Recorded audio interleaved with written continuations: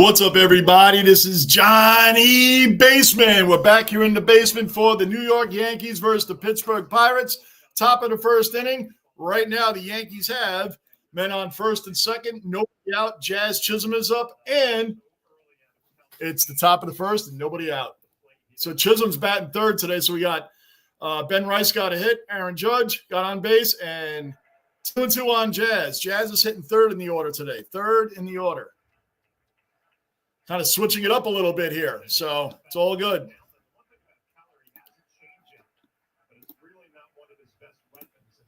Let's see if I can get on here. There I am. Very good. Bruin, OG cellar dweller accounted for. Basement bouncer accounted for. In the base. What's going on, Bruin? Yankees just getting underway, man. Ran behind a little bit. Lamario, cellar dweller accounted for. Lamario's in the basement. Jazz struck out, looking, and hold on.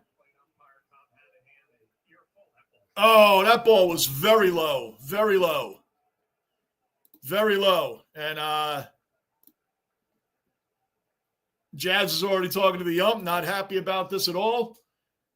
Paul Goldschmidt's up. I don't know if Cody Bellinger's playing today or not. I didn't get to see the whole that ball was way low. I'm talking the catcher, if his hand is here and he's in the right position, went all the way down and came up, and that was strike three. I mean, it was below his knees. Very familiar with Goldschmidt. He's played 132 games against Pittsburgh, and he's done well. 307, 407. Paul Goldschmidt's hitting 307 in his career against the Pirates, which he, played the National League most of his career. So there you go with that. 1-1 right now. One out, first and second on base. Victor! Yo! Cellar dweller accounted for. Victor's in the basement. That's all right, Victor. You're okay, man. You're okay. Hey, I took a day off 2 days ago, man. I couldn't get on. I probably won't. I won't be on Sunday for sure, and I might be on tomorrow. I might. Tomorrow's a maybe. Double steal for Rice and Judge as Goldschmidt strikes out. So we had first and second, nobody out. Now we have second and third, two outs. Second and third, two outs. Customization in the NHL games, freaking, oh, man. So two away is Goldschmidt down on strikes. Here's Wells, second and third. I'm going to try to hold on 1 second. Oh, come on. 0-1 on Wells. We got to get runs in, guys. The Pirates are 2-5. We just got to get run. I want runners in. We get first, second, nobody out. We should be scoring freaking runs. Yeah, Lamario, you watching this? That wasn't strike three. That was practically in the dirt. That was a horrible call. Horrible. Strike two on Wells. Come on, guys. Don't start out this way. Come on. Maybe, man. I'm doing this game now. I'm telling, what is he, 3 goals away now? I mean, that's 3 goals away with 7 games left. He's getting it this season. Can you imagine if he fell just one shy and had to wait all the way to next year? He ties it, and then the season ends. Fouled off.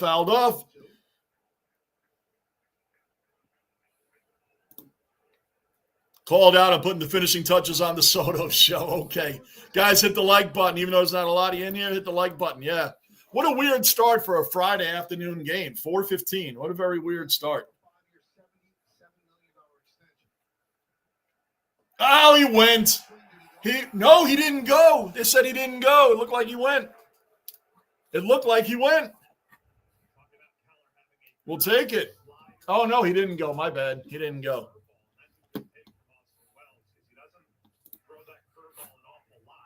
2 goals away. Yeah, I have a notification thing on. If I see it, I'm not going to catch the beginning of the game, but that is going to be something to celebrate, man. Wells flies out. This is going to definitely be an out. So we got nothing out of it. No runs, a hit. Judge got the hit. But, First and second. That strike three was awful. For those that didn't see it, Lamario saw it. Terrible. It's terrible. From tying, yes. 2 goals away from tying, 3 goals away from beating it. Okay, so we're up to point. Rick the Ninja, OG Cellar Dweller accounted for. Rick the Ninja in the basement. What's up, man? What's happening? Trying to get this thing underway, man. What a crazy game last night. That felt like the old days. That game went on for us forever. We're so used to the pitch clock now that game went over 3 hours. Like, what's going on? Man, lucky we held on. Welcome to the team, Ryan Yarborough. Thank you for loading the bases up and giving up a grand slam in the 7th inning. He wanted us to remind us that the Clay Holmes kind of pitching still around. That's a Clay Holmes move right there. Clay Holmes in the second half of the season would have done the same thing, except Yarborough wasn't saving the game. They just brought him in with a 6-run lead in the 7th inning. Wow, Cabrian Hayes playing third base for the Pirates. I did not know that was Charlie Hayes' son.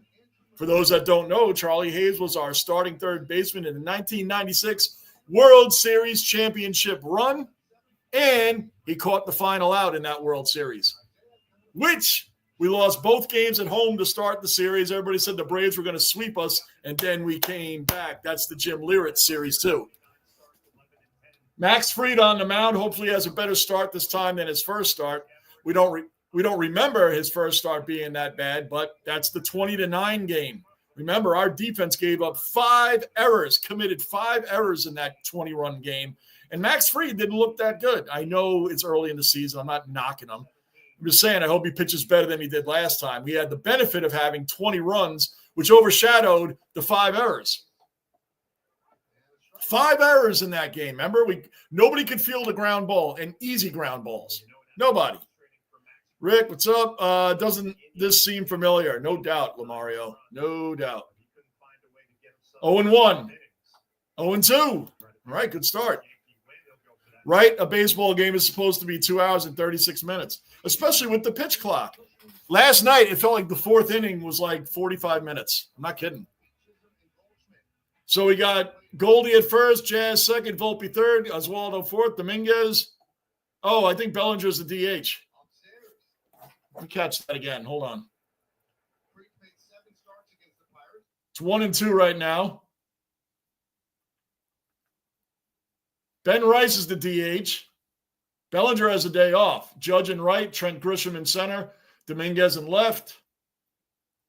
Wells behind the plate. Ben Rice is the DH. So, yeah. All right.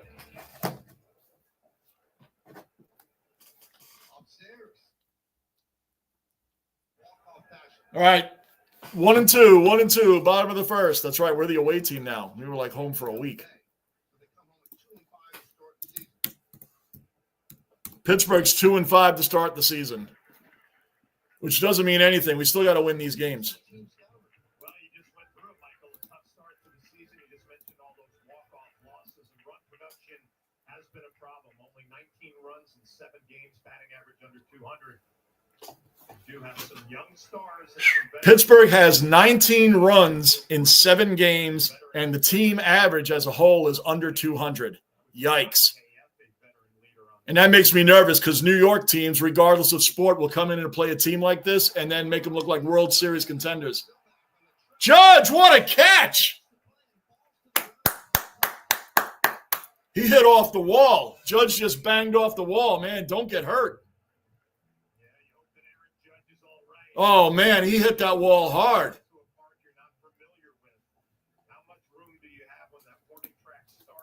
Yankee Kyle, what is going on, my man? Good to see you in here, Kyle. Good to see you in here, brother. How you been, Kyle? How you been, man? Been a minute. I haven't been on that much in the past couple months anyway, but I am going to be routine now. Victor, I'll be live later. The opening is dedicated to you, Johnny. Special segment just for you, including a mystery Yankee. I'll be sure to I'll end up checking out the replay, Victor. I will jump in if I can. If I'm around, I will jump in if I can. I got a few things to do later, Victor, but I'd love to jump in if I can. If not, I will definitely look at the when it posts. I'll definitely look at it when it posts. Big up, Cooper. Big up, Cooper. What is going on, my man? Thanks for dropping in. Cooper. Man, Aaron Judge banged off the fence, man. I hope he's all right. He looks all right. We cannot imagine if he got hurt. Don't imagine that. Bruin, back to my little rant. I'm surprised the NHL games died off $70 for the same crap. Yeah, I know. I saw your customization is terrible.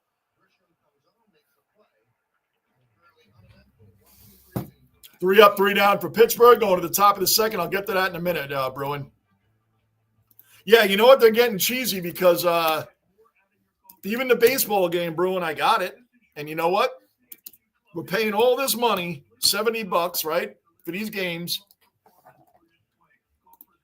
Even the baseball game, Bruin, the announcers in the game say the same exact things they've been saying for at least 4 years now. At least 4 years. They say the same stories. The only thing you might as well just keep the game from the year before and make trades and make the team what it is now. I could have done that with the 2024 MLB and just made the trades to the players that we have now. Bring in Bellinger, Goldschmidt, get rid of Soto, get rid of Verdugo, all that stuff. Because the announcers say the same stuff. Say the same thing. We're paying $70 every year for these games. It's incredible.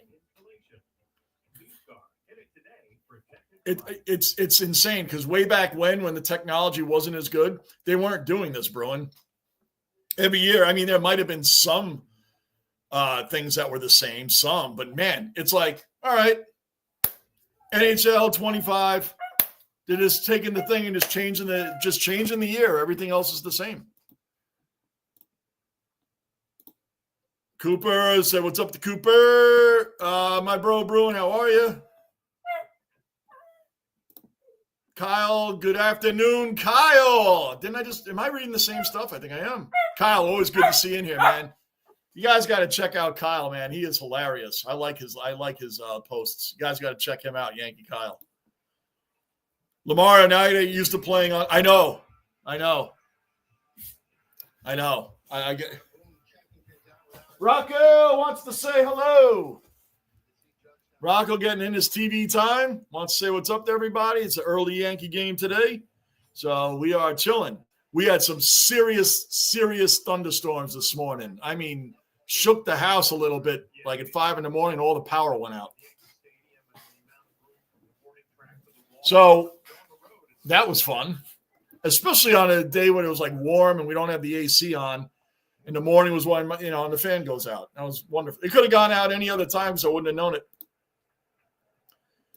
Well, Pittsburgh is 2-5. We said absolutely embarrassed them, right? We have to. If you didn't hear me before, they have only 19 runs in their first 7 games this season, and the team as a whole is batting under 200. But New York teams, regardless of sport, play teams like this and will make them look like World Series contenders. We do that in every sport.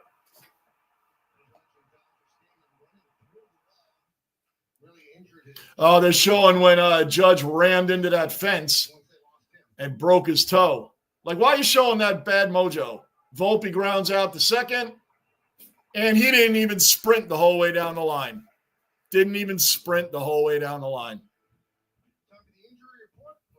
Oh, Bellinger is not in today's lineup because he has a stiff back. He's day-to-day, stiff back.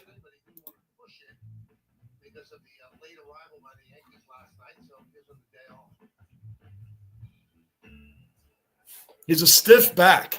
It's funny, like hockey players play with like stiff missing teeth during a game and they still play. That's what cracks me up about baseball, man. Outside of pulled hamstring or a torn ACL, something like that. I mean, like, these guys sit out for some weird reasons. You watch hockey, these guys get hit in the face with the puck. They go off from it. They come back on. Get their nose broken. There has been teeth knocked out in games, and these guys don't. Some baseball players will sit out a month with a hangnail. Maybe not that bad, but you get the point. Did not like that strike call by Hanahan. Was not making any friends with the Yankees. Didn't, LOL. Oh, I know what you're talking about. Yep. The outside corner, 3-1 on Trent.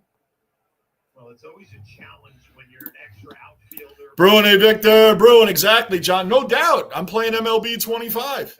I'm hearing the same things. Like I said, should just make trades and save our money next year. It's the same game. Just get the right players on your team.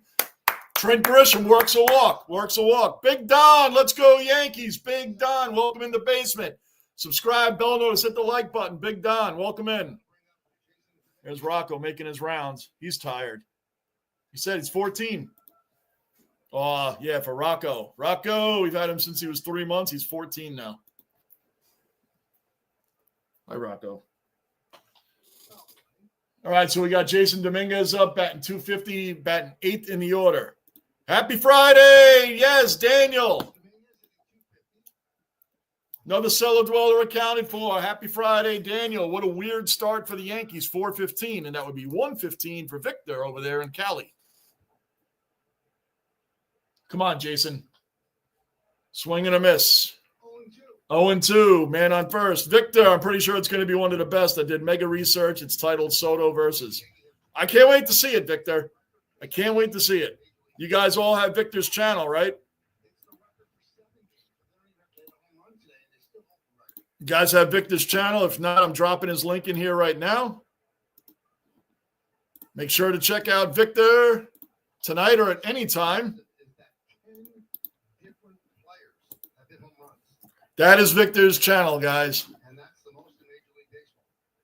Check him out.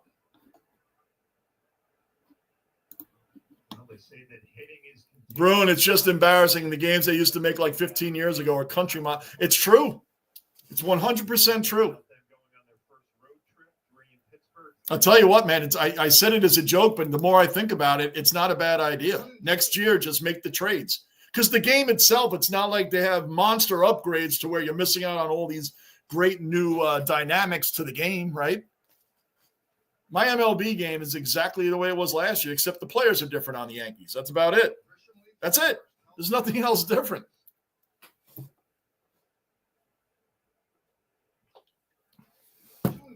I didn't even get the hockey or the basketball this year.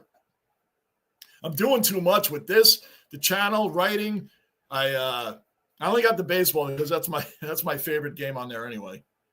And I have Call of Duty and Destiny too, but Destiny 2 is like you got to set aside a pocket of time to play that. Call of Duty I'll play like the kill time before the game starts because you can just do a couple of boards and then, and then you can come on here. Lamarios, it's up, Rocco. Victor, we're not expecting a major earthquake. We're expecting a major. When? Really? What part of Cali are you in again, Victor? I'm sorry, man.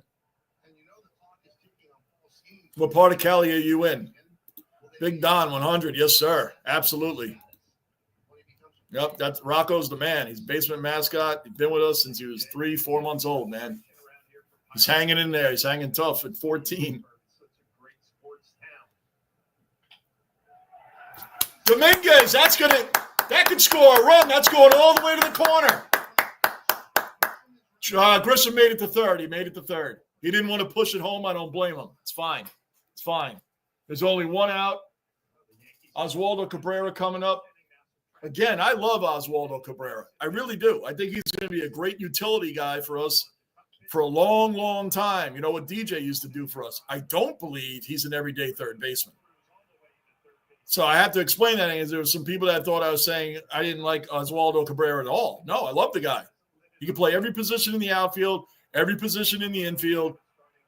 He's a versatile guy. He's a team player. He gives 110 every time. I just don't think he's an everyday starter. That's all. Cabrera's up now. Lamario, please don't remind us of that. We don't need they think kidding me right now. Right. Oh, about the earthquake. Yeah, that's right, Lamar. Oh, boy. Victor, 10 games before the All-Star break is when I really start paying attention. I just pay attention the whole time through, and none of it really matters, Victor. Like we were saying with this stupid torpedo bat thing, it's like that. How fast did that story that should have never been a story fizzled out? Cabrera, that drops in. 1 run scores. 2 runs going to score. Cabrera pushes a double. Boom, boom, boom, boom, boom, boom. 2-0 Yankees. And while they're paying attention to the runners, Cabrera sneaks into second base. That's heads-up play. That's why I told you guys, I love Oswaldo Cabrera. I just don't think he's an everyday player. But, man, what a great hit. Opposite field, drops in no man's land, or in the old days, can of corn for the older guys in here that know what that means. And I always dislike that term, but I seem to have been saying it a lot lately. Can of corn. Went to no man's land. That's awesome. Heads up running by Cabrera. 2-run RBI. 2-run double. Ben Rice coming up. That's strike one. Man on second, which is Cabrera. 1 out. Ben Rice leading off. Hitting .412 on the year so far. 2 home runs, 2 RBIs.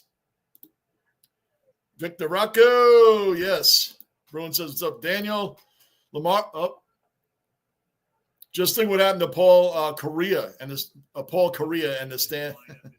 The way you have that dot in there made me think you were talking about 2 different things. Paul Correa, yes, in the Stanley Cup final, got knocked out by Steven, came back and scored. Excellent point. He got knocked unconscious by Scott Stevens in that Stanley Cup. Knocked unconscious. Yes, he came back and scored. He did. Baseball, he would have been out for a year. Paul Correa got leveled. That's like, how do you play against Scott Stevens, who was like the Ronnie Lott, Ed Reed of the for the younger guys that don't know who Ronnie Lott is, he was the hardest hitting safety the game's like ever seen, next to Ed Reed and a few other Steve Atwater, few players like that. Anyway, Paul Correa goes skating right across the middle of the ice with his head down. With his head down. Took the shoulder, bam, right there, unconscious. And he came back and scored later in the game. Good point, Lamario. I like that. Cullen, another cellar dweller first. Ozzy accounted for. What's up, Cullen? 3-1 on Rice. 3-2 on Rice. Lockport, OG cellar dweller accounted for. Back in the basement. Lockport, what's going on with the fruit plate? I'm telling you, I always forget about this stuff, and you always remember it. It's like, what's his name? Henry Hill with the Miracle, and I still haven't seen Miracle yet, guys. I still haven't seen it. I know, so it's so weird. Some of these movies got past me. Ben Rice fouls it off again. They just get past me, and then I don't think about them when we're off here. One day I'll get to see Miracle, and I never saw it. I know the story, though. Victor, thank you, Johnny, of course.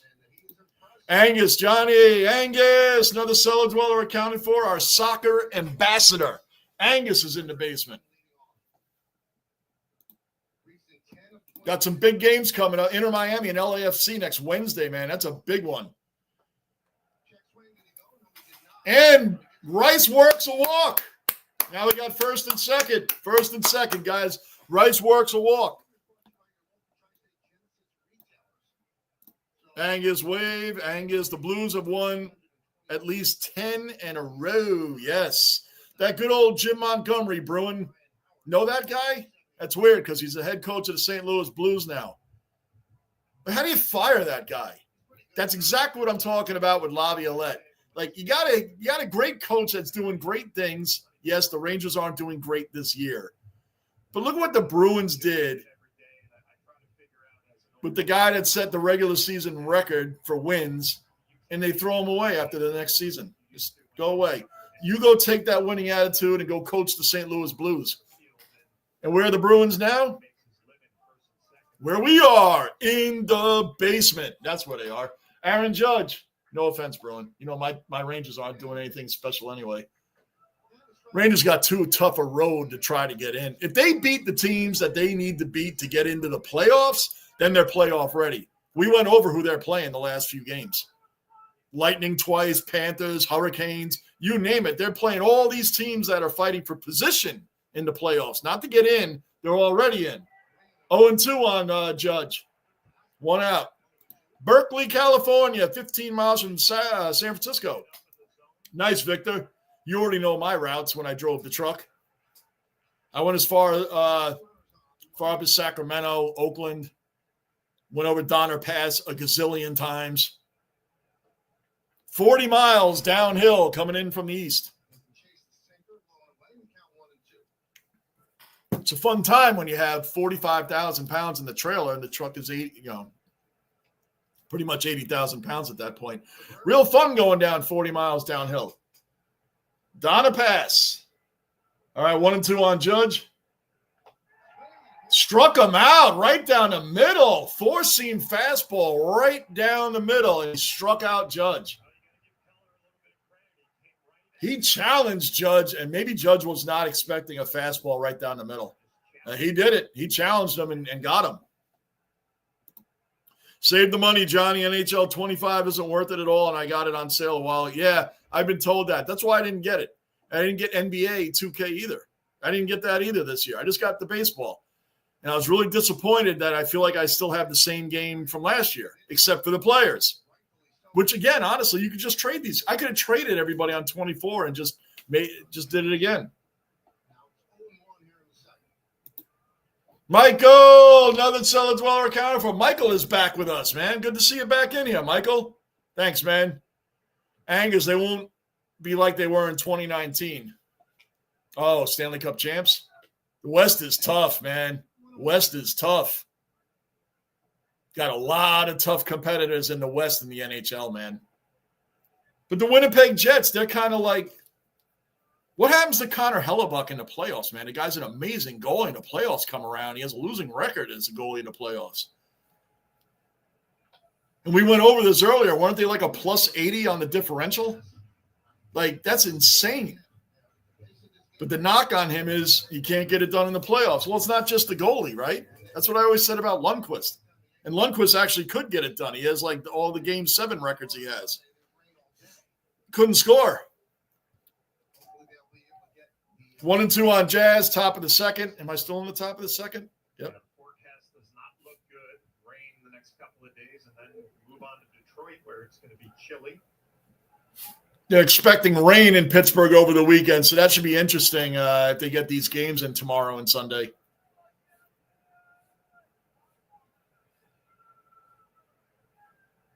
1-2 on Jazz, 2 outs. Curveball comes in, hits it. That looks like he just chopped it up to third. He did. 3 outs, no other runs, but we did get 2. Thanks to Oswaldo Cabrera. Going to the bottom of the second. Bottom of the second. Oswaldo Cabrera, thank you very much. Thank you very much.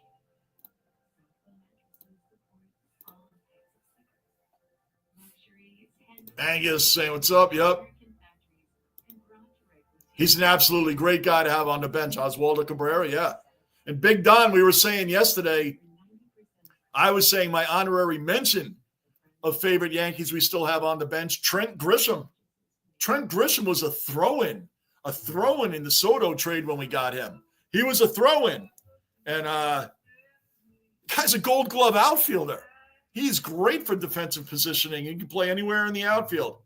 And he's not the greatest hitter in the world, but he seems to get those hits when you need them. Seems to get the hits when you need them. So when you got Grisham coming off the bench also, I was happy when they re-signed him. I mean, and if you guys have been noticing, Jason Dominguez gets pulled late in games, 7th inning on, for Trent Grisham for defensive purposes. And the reason being is I think they want to break this kid in slowly. It's my personal opinion. Remember Gary Sanchez and all the passed balls? Remember all the passed balls he had behind the plate? Everybody was expecting that. Then remember it started affecting Gary Sanchez at the plate. Started affecting him at the plate. I think what they're trying to do with Dominguez is not having him make those errors that he was making in spring training in left field. I think they're trying to ease him in there to where he doesn't have this thing. Because, the press and the fans, everybody will get on him because Gary Sanchez became known as the guy with all the passed balls. Remember, he was a great hitter when he first came up, but then it got in his head. I just feel they're protecting this kid for the future and why they keep replacing him late in games so he's not zeroed in on if he makes a costly mistake to where a veteran like Grisham, he can brush it off if he makes a mistake. He's already gotten Gold Gloves in the past, so it's different, That's just my personal opinion as to why they keep pulling him late in games. Bottom of the second inning now. Joey Bart coming up. 250, 0 home runs, and an RBI. Michael, Rangers trade Zib the Canucks. Did they? Are you suggesting it, or are you telling me? I mean, Philip Hedl went there, but Philip Hedl always got hurt. Is that, Michael, is that a fact? Or are you just suggesting it? But Zibanejad's got to go. The guy's paid to shoot the puck, and he passes off too many shot opportunities. He's paid to shoot the puck. And he doesn't do it. He did it in the past. You say he's too nice a guy. Like, guy, take the damn shot, man. The Rangers pass. You ever notice that in games? They pass too much. Sometimes people say, well, that's a hit. That's a base hit right there. Man on first. You ever watch the Rangers power play? Big difference I see besides not scoring on them is they pass a whole hell of a lot. Pass. Shot opportunity, pass. And then what happens? It gets intercepted and sent the other way. Then they can't get reset up again. It's been happening all year. Sam Rosen's partner, Joe Micheletti, points it out every time. Shoot the puck, man. Play the rebounds. Shoot the puck. Throw it at the net. Anything you don't know what can happen. Their power play is atrocious. Stevens on Lindros, clean hit. Oh, Scott Stevens, a bang on Eric Lindros, changed his whole career. Remember, Eric Lindros was the bully of bullies back then until Stevens came along and rang his bell. Scott Stevens, all his hits now would be illegal. But, he led with that shoulder. Ken Danico was his partner. Remember that team? Devils had a pretty formidable team, man. And of course, Martin Brodeur, 691 wins. 691 wins. I mean, Marc-Andre Fleury just passed Patrick Waugh this year for second all-time, and he's still like over 130 behind Brodeur. I don't know who's going to break that. And now the way they play goalies anyway, teams practically have 3 goalies. Like, the Rangers are fortunate. To me, and I'm not being biased, I'm being serious, we got the best goalie tandem in the game. Igor and Jonathan Quick. Andrew McCutchen, who's still around. I feel like Andrew McCutchen's like 500 years old. Doesn't he feel like he's been in the league forever? But he's back on the Pirates. I remember when he was on the Yankees. That's a hit. See, they're starting to hit Fried. Fried did not look good in his first start, guys. Again, it got overlooked because we won 20-9. The 5 errors we committed in that game got overlooked because we won 20-9. But Fried was getting banged around in that game. And I thought that was a clean hit on Lindros. Lindros skated with his head down all the time. Victor, I forgot who it was he hit, but I remember Barry Beck KO'd a guy. He was out before he hit the ice. Might have been a playoff game. Got me on that, Victor. Barry Beck's years, I was probably like 10. Now you need Laffy in here. You need Troubatrain in here. Tommy Pham is up. This guy has to have played for 7 to 9 teams. Easy. Tommy Pham. He was on the Mets last year, and I think he's played for 2 teams since then, not including the Pirates now. Kind of strange for the time for the second inning. Yeah, Angus, this is a weird start time to begin with. So we got first and second, nobody out, 1-1 on Tommy Pham. Remember what I said in the beginning of the game? The Pirates have collectively as a team has a below 200 batting average. I said, watch us make them look like World Series contenders today. It's just a thing New York teams do.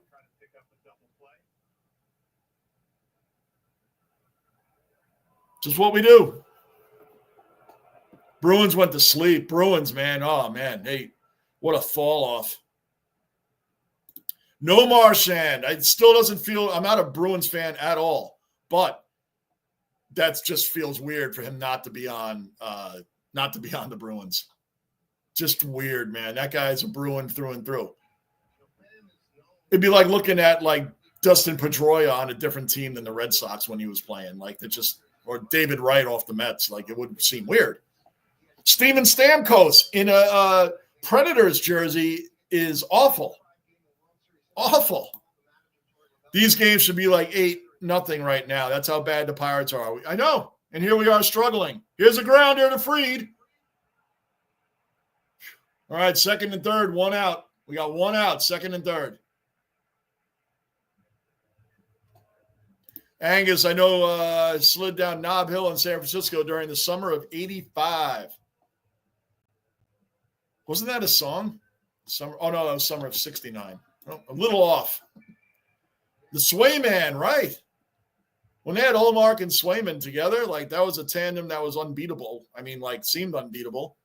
It's very strange how, again, Bruins are Bruins fan. I'm a Ranger fan. Our two teams were one of the top two teams, one of them in the entire league for the past 3 years. And this year, both our teams are an embarrassment. Embarrassment. Yeah, that is crazy. You got that right. Turbo, another cellar dweller accounted for. Turbo, the Dodger fan. What is going on, Turbo? There it is. How about them Dodgers? Hope my dog just stay undefeated against the Phillies tonight. Yeah, you got it. You guys got a rough series coming up against Philadelphia, man. We'll see what you got. See what you got. We already know what you got, but we'll see what you got in this series. Big series coming up with them.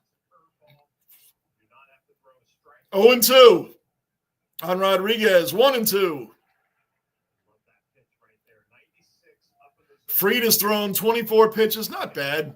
Bombed the second inning, 1 out. Just don't give up any runs.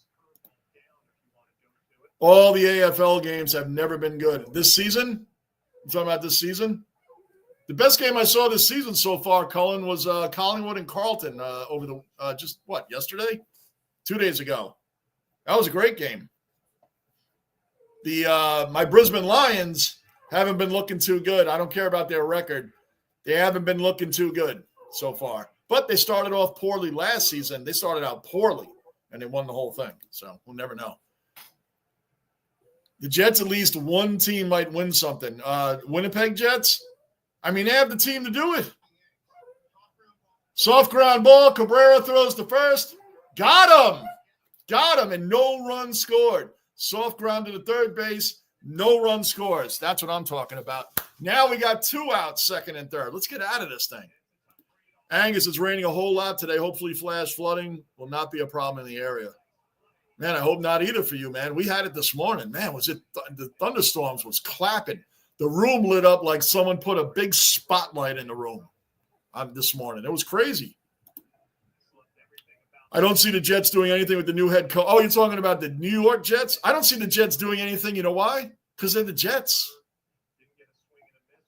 You can change the jersey. You can change the helmet, change the logos, change the team, change the coaches, change the players, and it's the same old Jets. And I'm going into my 44th year. I swear to you, you could put the entire Kansas City Chiefs team, even when they had Tyreek Hill and everybody in that green and white, and they will lose. Can't explain why, but they will. I don't care what – I told you guys, taking the offseason off. I don't care what the Jets do. I don't care what they do. I'm not making any more predictions with the Jets. They'll win 4 games, and let me know if they do better than that. I mean, and people say, yeah, well, Aaron Rodgers wasn't my problem. I mean, part of it was our great defense, the thing we already had in line, the great defense. Great. Watch out for the defense. Opening night, Christian McCaffrey's out. Oh, this could be the Jets' night. And the backup rookie ran for like 157 yards, give or take. Like every time he got the ball, he didn't get touched till like he ran for like 10 yards or more. Then he finally started to get touched. So I don't see the Jets doing anything either. Nothing. Zero. It's a lot of I will say this, Mike, Turbo. I like that Aaron Glenn came in. I already told these guys this, but I'll tell you because you weren't here. I like that Aaron Glenn came in. Wants to keep everything quiet. No more off-season champion type stuff, which the Jets always do, and they rant and they rave and big mouths from Rex Ryan on. And we do nothing. I like that they just moved on from Aaron Rodgers. Like we're not doing this. Look at the Steelers. The Steelers are being held hostage by Aaron Rodgers because he's still waiting on what the Vikings want to do or whatever the story is there. The new coach didn't want to be a part of that. So it's like, you know what? We don't want to be a part of this. Good luck in your career. We're signing Justin Fields, period. I like that. Just move on from it. But they got to change owners. Our owner is terrible. We have a horrendous owner. You just do. You're just a bad owner. Look at the Los Angeles Clippers, right? They had a bad owner with Sterling. Once he got fired or pushed out, we should say. Look at their new ownership. The Clippers are like really relevant. They haven't won championships, but they're relevant. Same with the Dodgers. The Jets need to change owners. I'm going in my 40. I've been saying this from day. Bill Belichick didn't stay as our head coach because of the new ownership way back in 2000 or 2001, whatever it was. He made the promise to Leon Hess, the previous owner. Leon Hess passed away. He didn't want to work for the Johnsons. Crazy. I think Edmonton will go back to the Cup final. Man, if they do, I will go for them. Connor McDavid is the greatest player in the game right now, and it's not even close. Connor McDavid is the greatest player in the game. But top of the third, 1-1 on Goldie right now. 1-1 on Goldie. I can't wait to see Vlad Guerrero in a uniform with us next year. Goldie! High fly ball to the warning track and caught right at the start of the warning track. 1 out.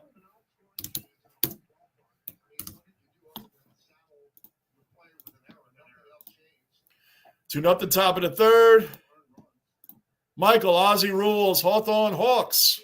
Man, watch out for the Hawks this year. And a couple guys that a lot of the Aussies that are in here, the ones that are Hawks fans like Tony and way back, those guys back in 2022 when the Hawks were not that good, kept telling me, Johnny, watch out, they're rebuilding. The Hawks are rebuilding. They're going to be up at the top of that ladder within a couple years. And here we are. They're at the top of that ladder, looking good. Hear you. Yeah, Michael, that's how I feel. And I love my Jets. Love them. Absolutely love them. But I went against my better judgment and bought in the last 2 years with the Aaron Rodgers thing. All right, he got hurt, tore his hamstring. Remember that whole year when he tore his hamstring? We had Zach Wilson and 3 other quarterbacks that nobody remembers who they are. I mean, I do, but they're not worth remembering. And we won 7 games, so we're like, man, if Aaron Rodgers, Austin Wells grounds out, that's 2 down. Goldschmidt and Wells got out pretty quickly, already 2 outs, nobody on, top of the third. Remember, we were all saying, man, if Zach Wilson and Tim Boyle and all these clowns at quarterback can win 7 games, what would Aaron have done with this team? Well, he came back the next year and won 5. 5! Our defense got trampled on. So why? And I did let my guard down, and I said we'd be challenging. Volpe got hit with the pitch. Take your base. I bought in, talked a lot of crap, and I never talked Super Bowl. No one in here could ever say that I said we were going to the Super Bowl. I said we'd make the playoffs. Was that such a hard request with the team that we had? Just make the playoffs. I saw that. Challenge Buffalo. I saw that. This year, I'm saying nothing. I'm taking the offseason off. I'll see what we got, and whatever they say or talk about, let's see it translate on the field. That's where I'm at. Translate it on the field. Angus Ellen. Oh, suggestions is what I heard. Suggestions on what, Michael? Sorry, man. It went right over my head. Trent Grisham up. Top of the third. 2 outs. 0-0. Let's go, Trent. Get that key hit we need. We need more runs.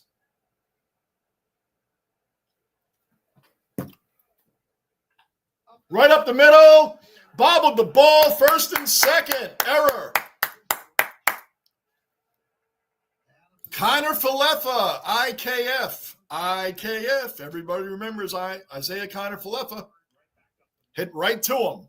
Bobbled the ball. That should have been the 3rd out. And what happens when you give an extra out? Runs get scored when you give an extra out. IKF. I got to give IKF. I gave IKF a lot of respect when he played for the Yankees because remember Volpe was coming in. And we didn't need him at shortstop anymore, and they were going to send him down or DFA him or do whatever.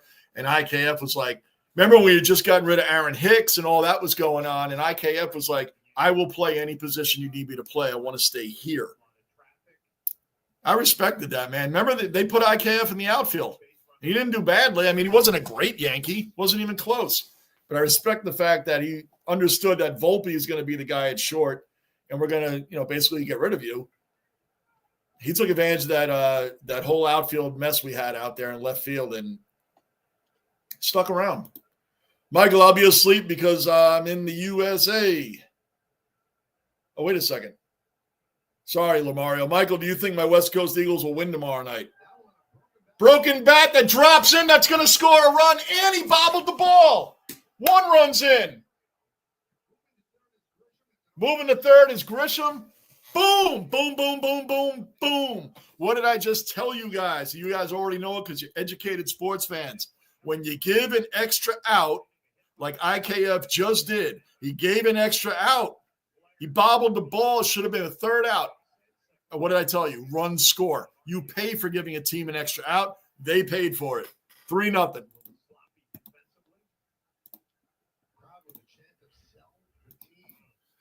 The Pirate fans are chanting "sell the team" right now.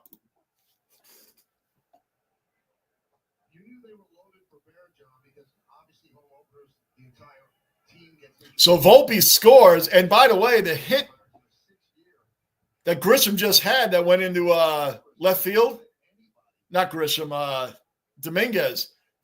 The outfielder, I mean, it bounced on the ground, but then he bobbled the bounce that allowed him to go home. Manav, OG cellar dweller accounted for. Manav's in the basement. What's up, Manav?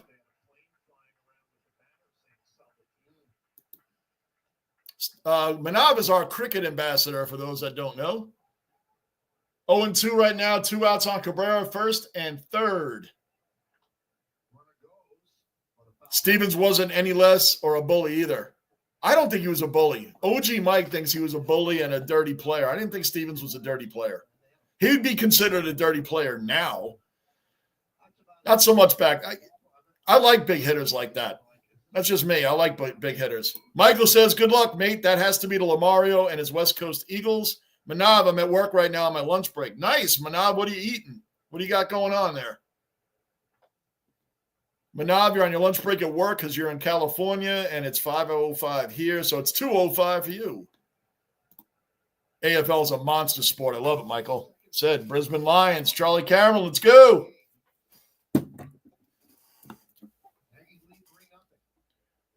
1-2, here comes the pitch. Up through to first. Great sport, yes. Do you think the hit by Stevens on Paul Correa, clean, completely clean, Lamario, completely clean hit? And I'm not a Devils fan.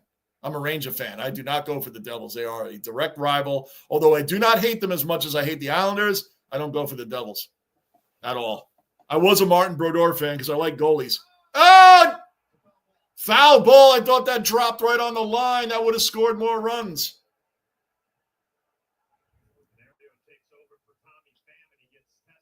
Oh, man, he got tested. That just went foul. Oh. Tommy Pham was the Cardinals during the spring training 2024. Oh, wow. Yeah, it wasn't. He was on the Mets in 2023. He's bounced around a lot. And you know what? He's still a quality player to have. He just bounced around a lot. Good luck to your lot. Yeah. Well, Brisbane, I got my Premier's poster right over there, the champs. They handled the Swans. And that Collingwood grand final in footy, man. Collingwood and Brisbane, even though Brisbane lost. Base hit for Cabrera. 3 RBIs on the day. Boom, boom, boom, boom, boom, boom. 3 RBIs on the day for Cabrera. Dominguez moves up to third. That's what I'm talking about. 4-0. It's crazy because we're doing all this on 2 outs. Remember, we had 2 outs and nobody on. 2 quick outs. Goldschmidt got out fast and Jazz, I think it was. No, not Jazz. Well, anyway, our first 2 batters, it was Wells. Boom, boom. 2 quick outs, and we've been scoring runs ever since because of errors. IKF now, let's go back to what I was talking about. Giving a team an extra out. IKF. Bobbling a ball that should have been an easy ground out has now cost them 2 runs. That should have been out number 3. Ron Duguay and Ty Domi. Ty Domi is like one of the toughest tough men of all time and enforcers, along with Bob Probert. How about that name right there, Victor? Bob Probert. Georges Larac. Remember Georges Larac for the Oilers? Another legendary enforcer. Ben Rice up 1-1. 2-1. Boy, the pitcher for the. Oh, I was just going to say something. I missed it. Here we go again. Fried is a bump. Yeah, Fried is he got out of those innings, but I don't like the way he's getting people on base like that. Keller, 2-1 now on Rice. The pitch clock's about to hit 0. Oh, I got it off. 3-1. Keller's thrown 78 pitches, and it's the third inning. 78. I was waiting to show you. We might need it. You guys are playing the GWS Giants? Oh boy, that's a tough side right there. Rice fouls that off. 3-2, full count, 2 outs. I highly doubt Edmonton makes it that far, Lamario. You never know, but yeah, I doubt it too. Remember, we always talk about Jonathan Quick and the Kings. That 2012 team barely made the playoffs, and they knocked everybody off.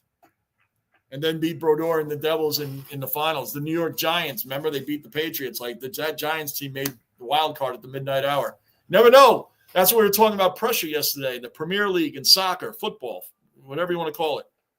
I know it's football, just us Americans call it soccer. Premier League has no playoffs. I'm not talking about the championships and all the other tournaments that go on. I'm talking about the Premier League itself. Ground out. Pittsburgh's finally out of the inning, going to the bottom of the third. When you don't have a playoff, you can be number one team and have to me, you haven't been tested. You haven't been tested. You got no pressure on you to prove that, okay, you earned the number one from the regular season, but there's no pressure on you to prove it in the playoff.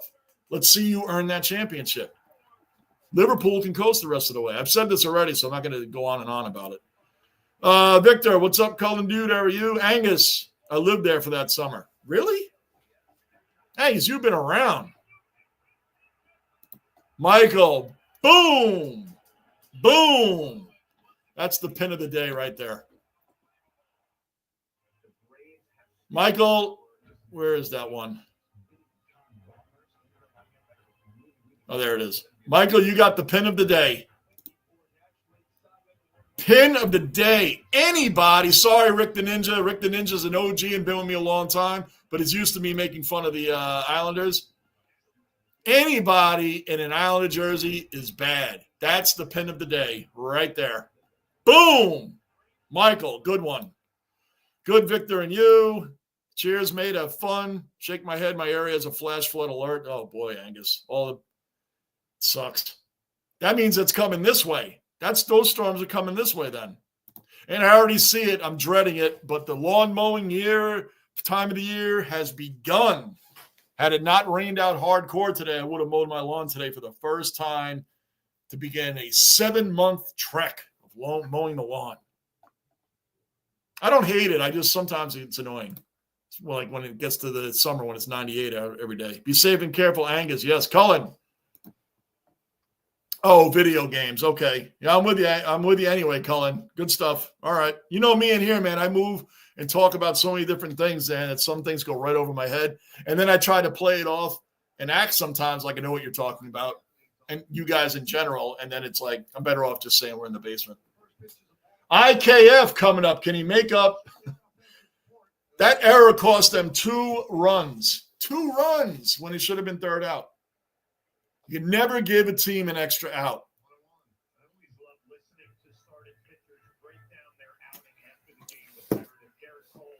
Never give a team an extra out. Meaning, when a ball is hit to you, that's routine, which should be the third out. You bobble it. You don't play it right. That team, the runner makes it safely to base when he should have been out. Usually you pay for that. You gave the team an extra out. Should have been 3 outs. And most of the time when that happens, runs get scored that should have never gotten scored. That just happened. That's why the Yankees got 2 more runs. Ducky guys, either a stone duck. Tune in later tonight for Soto versus live show. Victor, I know you've worked very hard on that. I'm pretty busy after the game. I will check. I promise you I'll check out the post. I promise you. I got bell notice for you anyway. If I am around and can jump into the live, I will. Promise you I will. If not, I will definitely check out the post. Guys, support Victor when he does this tonight. Hit the bell notice for him. If you have the time, you get in there and check him out. because he has prepared everybody that unlike the no cursing in the basement, Victor is going to be F-bomb central, I got a feeling, on his channel. Angus, it's the jet set. What's the – oh, I know what you're talking about now. Okay, very good. Fly ball back. Oh, Grisham's got that. Wait a minute, Angus. What's the jet set? Angus, what's the jet set? What is? John, so cool we could talk about the AFL. Absolutely, Michael. I love the AFL. Usually I get caught up in what we're doing here, and then we talk about, the NBA playoffs are coming up in New York Knicks. That's coming up. Rangers are fighting to get in the playoffs, but I like the Lightning too because I lived in Tampa for 13 years. I went to a ton of Lightning games, so they grew on me. I have no feeling for the Lightning when they play the Rangers. But anybody else, yeah, I always go for the Lightning. So there's so much going on, man. And I do the NASCAR. I do all this stuff. I just I watch so many sports that sometimes I don't talk about enough about one when other stuff's going on. But I love talking about footy, man. Footy's an amazing sport. Hold on. 2-0. Nobody on base. 1 out. Cabrian Hayes is up. For those that don't know, that's Charlie Hayes' son. Charlie Hayes' son, who caught the last out for the Yankees in the 1996 World Series to give us our first championship since '78. Charlie Hayes' son is leading off. 96 Yankees. Man, a lot of names on that team that weren't a part of the dynasty, but definitely were a part of helping us win that, like Jimmy Key. Remember Jimmy Key? Mariano Duncan? Mariano Duncan was our second baseman. We all subbed here. Check your notifications. Bell is on. Ding, ding, ding. Smash that like also. Yes, Victor, thank you very much. Brew and Angus, do you know Alistair McAllister? I don't even know who that is, but the last name sounds familiar, but I think of Home Alone. Dominguez catches that. 2 outs. Hayes flies out to Jason Dominguez in left field. 2 outs, bottom of the third. Still 4-0 Yanks. Brian Reynolds is coming up. Brian Reynolds is a dangerous hitter. And Brian Reynolds was kind of like Cody Bellinger, where every year for the past couple of years, you hear how rumors say he's going to be a Yankee. Cody Bellinger is going to be a Yankee. How long did we listen to that? Now he is one. Karl Anthony Towns is going to be on the Knicks. Remember, we felt like we've been listening to that for like 5 years. Now he finally is. 5 years is an exaggeration, but you get the point. And Brian Reynolds, how many times did you hear he's going to be on the Yankees?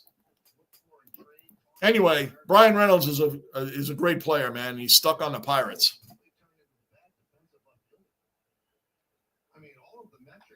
Oh, that's gone. That is gone. That's a no-doubter. Gone. Gone. Gone. Brian Reynolds hits a 2-out home run. Man, that curveball was up here and landed right here. Right here. Brian Reynolds saw that and just boom. See ya. The minute he hit it, I told you that's gone. I knew that was gone. Here we go with letting up 1 run here or there. Here we go, guys. What was I saying about Brian Reynolds? Oh, yeah. He's a great player on a horrendous team.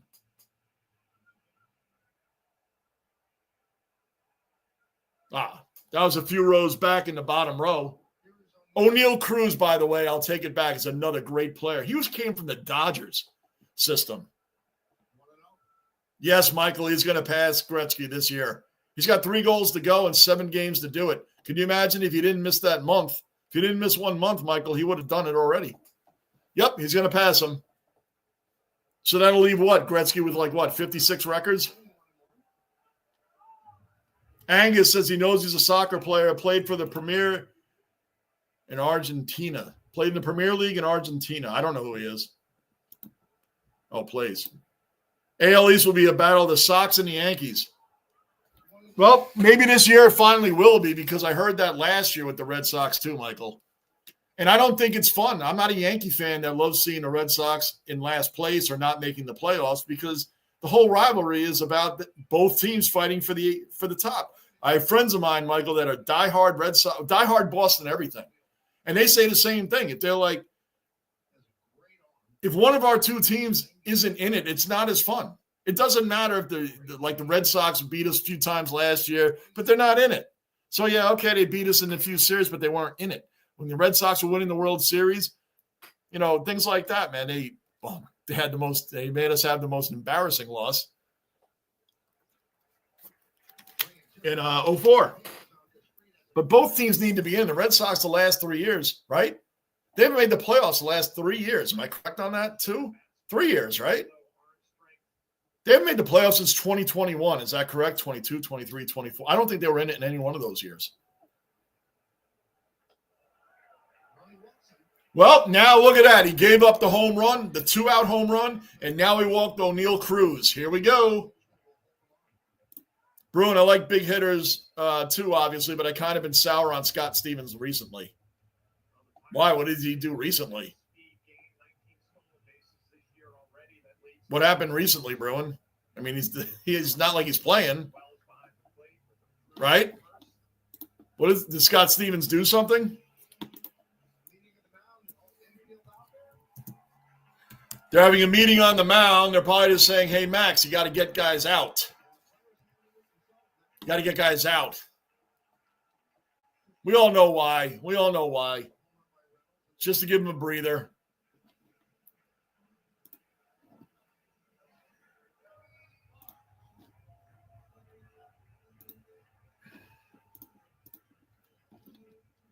Hold on. All right, let's go. Man on first.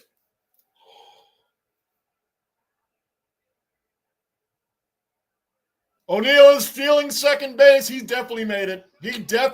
What a jump. Now he's on second. And for those that don't know, O'Neill Cruz, his first name is named after Paul O'Neill. His father's favorite player was Paul O'Neill, so his name is O'Neill Cruz.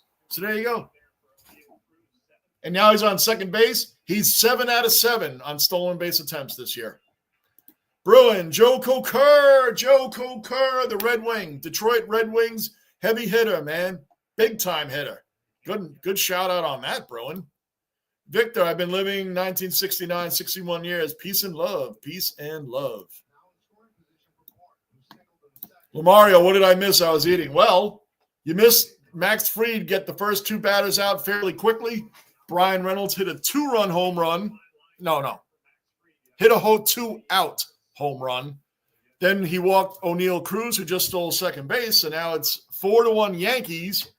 O'Neill Cruz on second base and 2 outs. That's where we're at.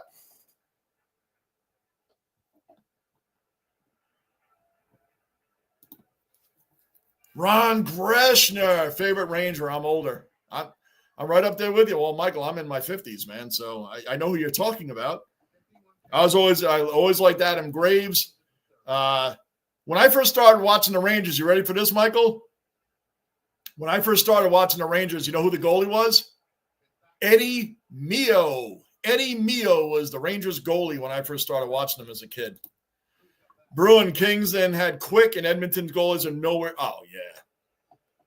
Edmonton goalies were nowhere near Jonathan Quick. Nowhere near it. I think like Dwayne Rollison was probably one of their better goalies since Grant Fuhr, who never gets mentioned. They always talk about the team in front of him. Grant Fuhr never gets mentioned in the greatest goalies of all time conversation. He never even gets mentioned. Oh, look at all the players he had in front of him. I always say, man, if you have an average to below average goalie, it doesn't matter who you have out there.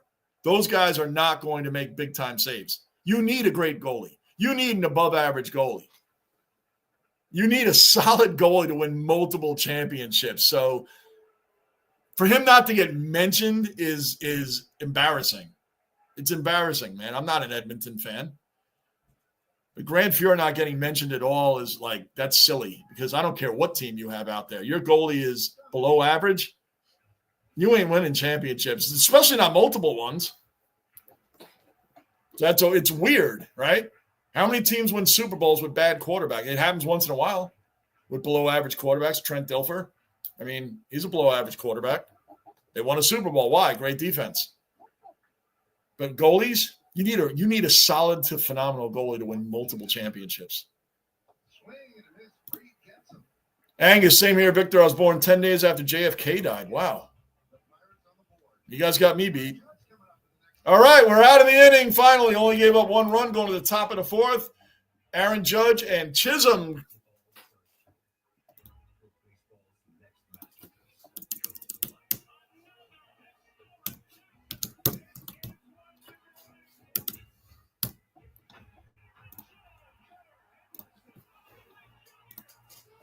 Michael, thanks, dude. Of course, Michael, no problem, man. Victor, Johnny, you hit the nail on the head. I have no script, pure brain to mouth, no filter. I already know it. Victor, I already know.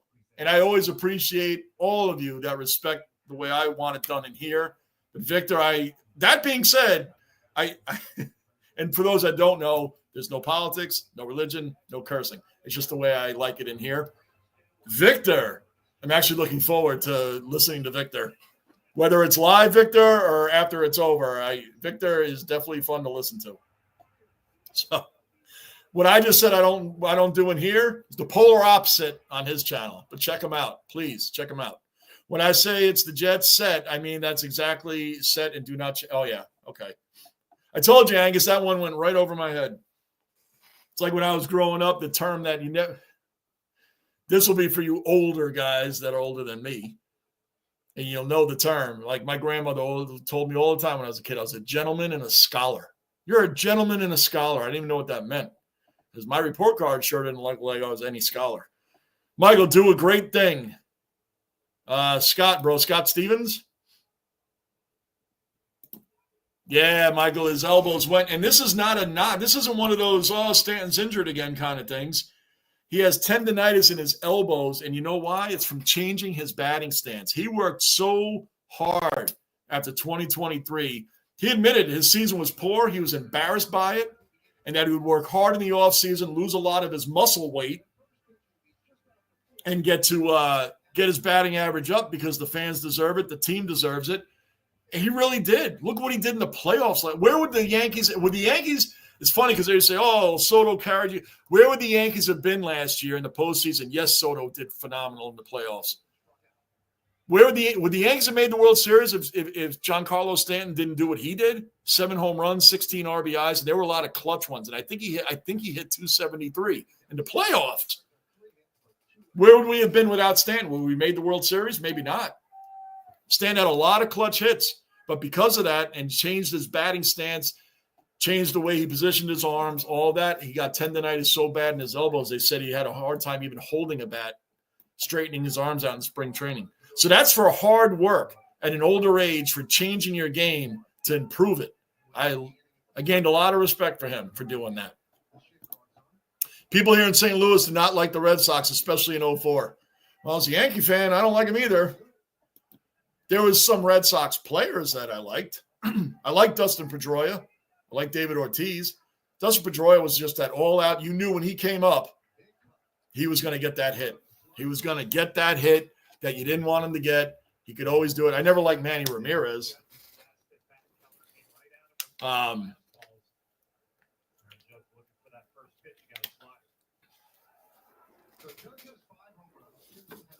on Judge. 0-2 on Judge. Typical New York baseball.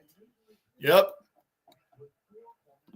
Playing a team that we should be blowing their doors off. We better not blow this game. We're up 4-1. We really shouldn't, but hey, it's just the top of the 4th inning.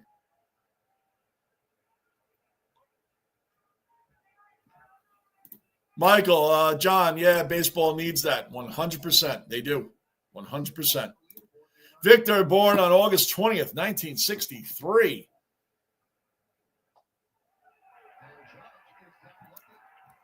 That was outside, man. But the old saying in baseball is what? When you got 2 strikes on you. Some pitches are too close to take. And that was too close to take. The catcher did a great job selling that because it went a little to the outside, and that's what he did. Too close to take. Jazz Chisholm, first pitch, grounds out. 2 outs. Judge and Chisholm out just like that. Michael, yeah, Mio had a great glove. He did, man. That was the first goalie when I started watching the Rangers. Eddie Mio. And I would say, I say it all the time. These guys hear me say it. I'm a broken record with this. How many teams would go, and I know they didn't directly go from one to the other, but Mike Richter, Lundqvist, Igor. Lundqvist to Igor, they pretty much did. Georgiev was in there for a little while, but, that's a hit for Goldie. Drops in the single. 2-out single right there. What the hell was I just saying? Oh, yeah. Mike Richter, Lundqvist, Igor. How many teams would be blessed, especially going from Lundqvist to Igor? And I'm worried like Igor's not going to get a ring.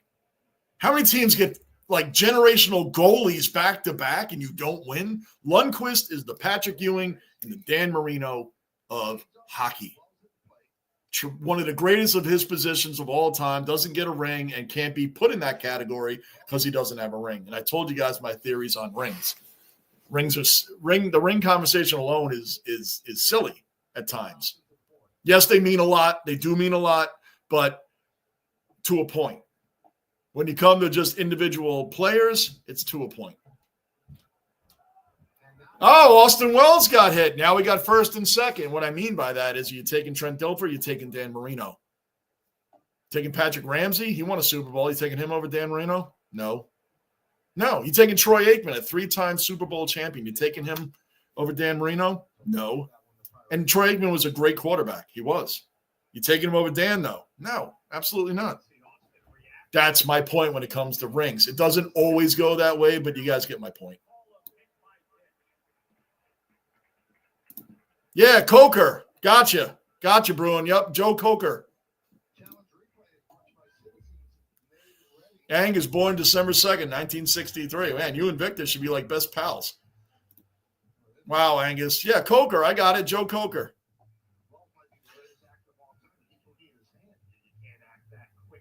Oh, it hit Wells right on the knuckles.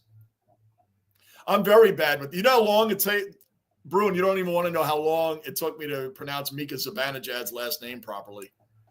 How about Euro Vakanainen? You know how many times I had to replay Sam Rosen saying his last name? I thought his last name was like Vakarian, Varokin. It took me forever to get his name right. Zibanejad, you can forget it. I was calling him Zibs for a long time. I couldn't say it. Panarin, I was calling him in the beginning Panarin. It's endless with me, Bruin. I'm in a crossfire hurricane. What? Are you really, Cullen?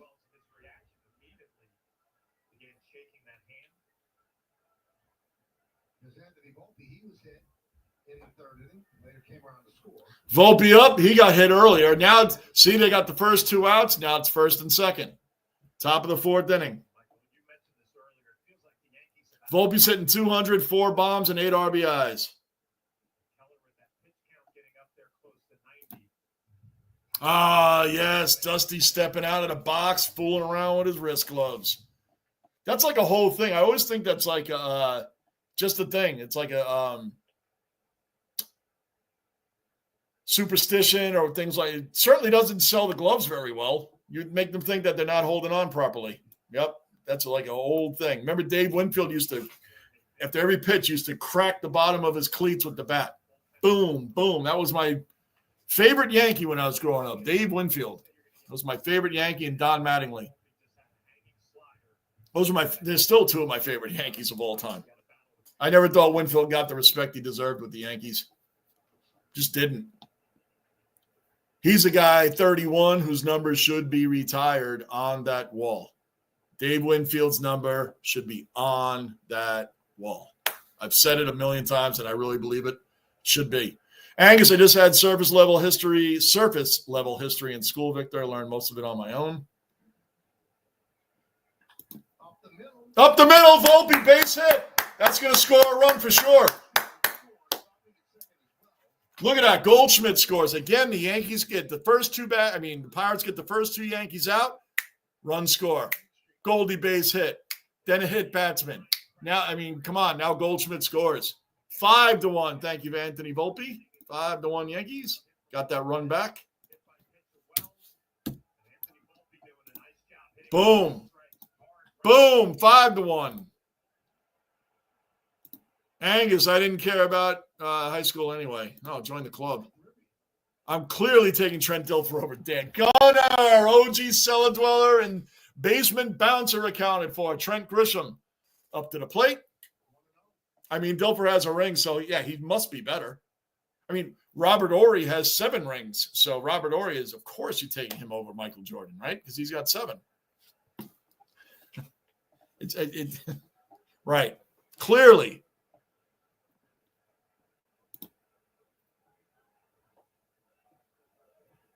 Bruin. Oh, Kosier. Got it. It's Kosier. Okay. Got it. Played for the Red Wings. I knew that. I know the important parts. I know where they played. Kosier and the other guy. Didn't he play with Coker? Bruin. Sabanich. I can't blame you on that one. Yeah. Dude, that took me forever. And Vakanainen. I was saying Vakunin, Vanakin, Vakalin. I had to listen to Sam Rosen. When the Rangers were getting killed, I was replaying, rewinding over and over when he was saying his name so I could get it down. And I thought it was Urho. I didn't know it was Euro. How's everyone doing? Great, Gunner. How about yourself, man? How you doing? Trent Grisham up 5-1, first and second, top of the fourth. And here we are, guys. Seems like a fourth inning going on forever again. Grisham's 1-for-1. He's having a nice start to his season. Just a quiet start. Greek names are the worst to pronounce. Some are very long. Yeah. Dude, I can't do it. Look what I'm doing with Kosier and Coker. Rangers always had great goals. Oh, Eddie Giacomin. Come on. We always did. Always had great goalies. Always did. You know what's funny, Michael, is I've always said the New York Jets, to go to football for a second, have always had some really great running backs. Some really great running backs, starting with Curtis Martin. Before him, Freeman McNeil. Michael, remember Freeman McNeil? Freeman McNeil was one of the top running backs in the AFC back in the 80s. Very under the radar running back. Freeman McNeil. How about, hey, why don't you take your 1,000-yard seasons and stuff and get on out of here? John Riggins, for those that don't know, John Riggins started with the Jets. Breece Hall is a good running back. OG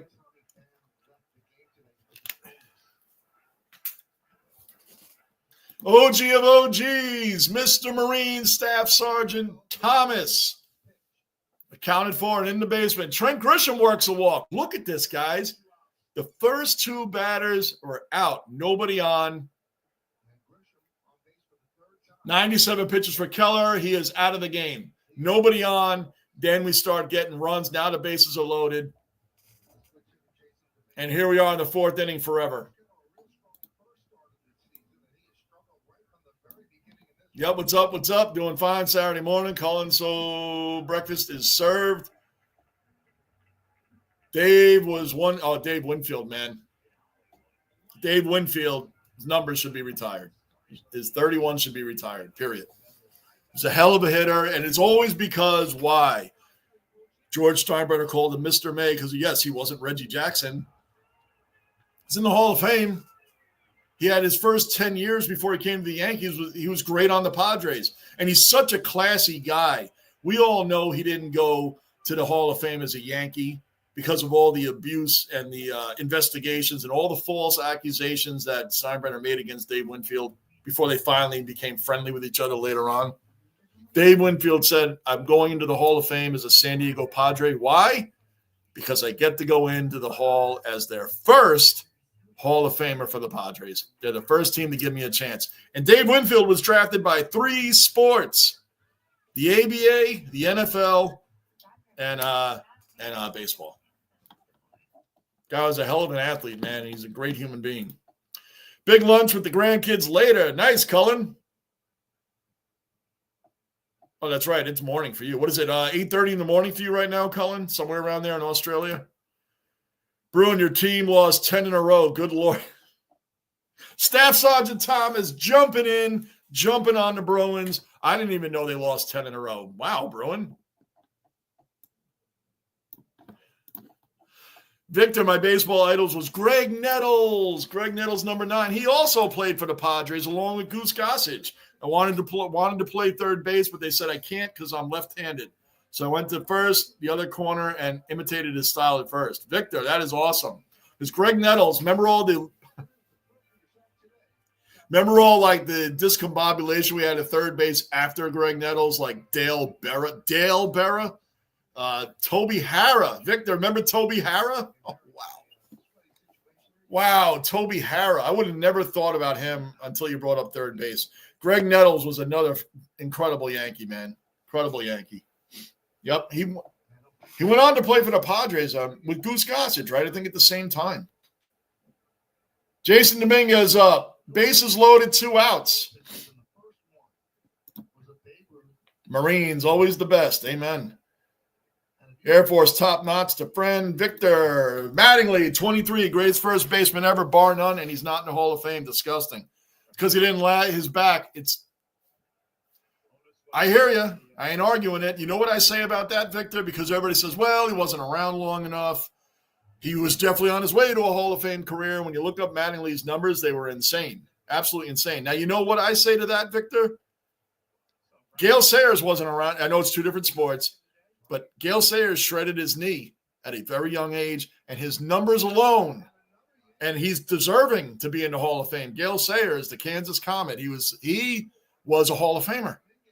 He only played, 5 years, 6 years, shredded his knee, but they knew that this guy was a Hall of Famer anyway. He went into the Hall of Fame. Don Mattingly should have been the same thing, should have gone into the Hall of Fame.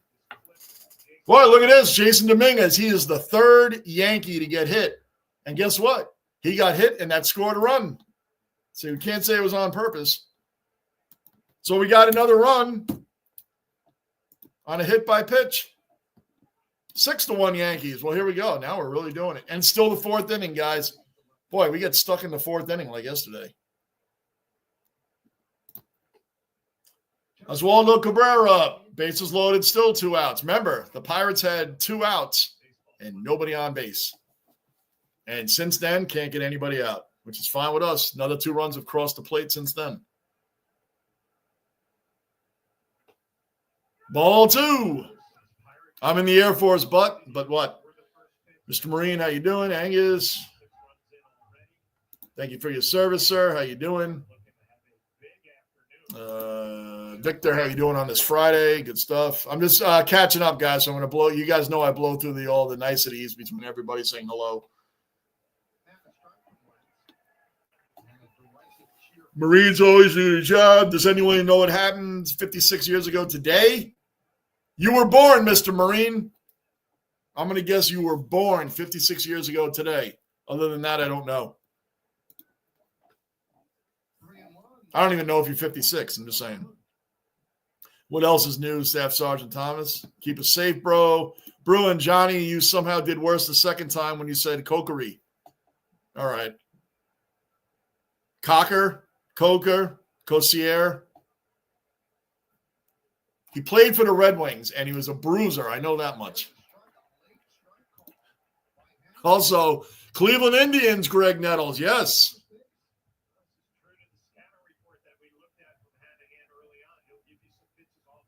Oh, that a strike? Oh, that was a strike. Too close to take. Well, Oswaldo tried to work a walk there. Full count. Another full count. Walked in a run. So he hit batsman into a run. Now he walked in Cabrera. Was still in the 4th inning. 7-1 Yankees. Wow. They are booing in Pittsburgh. Boy, oh boy. Boy, this was yesterday. We were in the 4th inning for an eternity. We're already an hour and a half into the game, and it's only the 4th inning. Ben Rice is up. Boy, so they hit a batter with the bases loaded. Run comes in. Now they walk the next run in. Now they're chanting "Sell the team," and the Pittsburgh Pirates fans are chanting "Sell the team." Feel for you, whippersnapper. Yeah, he was a tremendous fielder. Tremendous. Bruins might have lost 10 in a row, but Buffalo lost 13 in a row. Boom! Gunnar ripped on his own team. We already did the poll yesterday on who was going to finish dead last, and the Bruins won that. 69% of the dwellers' votes went to the Bruins going to be the worst team. Ben Rice! Oh, McCutchen, what a catch. McCutchen just easily stole 2 or 3 more runs coming in. McCutchen just stepped back about 5 years making that catch. Whoever's watching the game just saw, you got to give credit where credit's due, man. McCutchen went way across, and I'm talking stretched his arm all the way out and caught that ball. Because if it had hit that wall, that it might have cleared the bases. It might have cleared everybody off the bases. So great catch by McCutchen. Do you guys remember when McCutchen played for the Yankees briefly? Going to the bottom of the 4th. 7-1 Yankees. Do I feel safe? We should feel safe, but should we?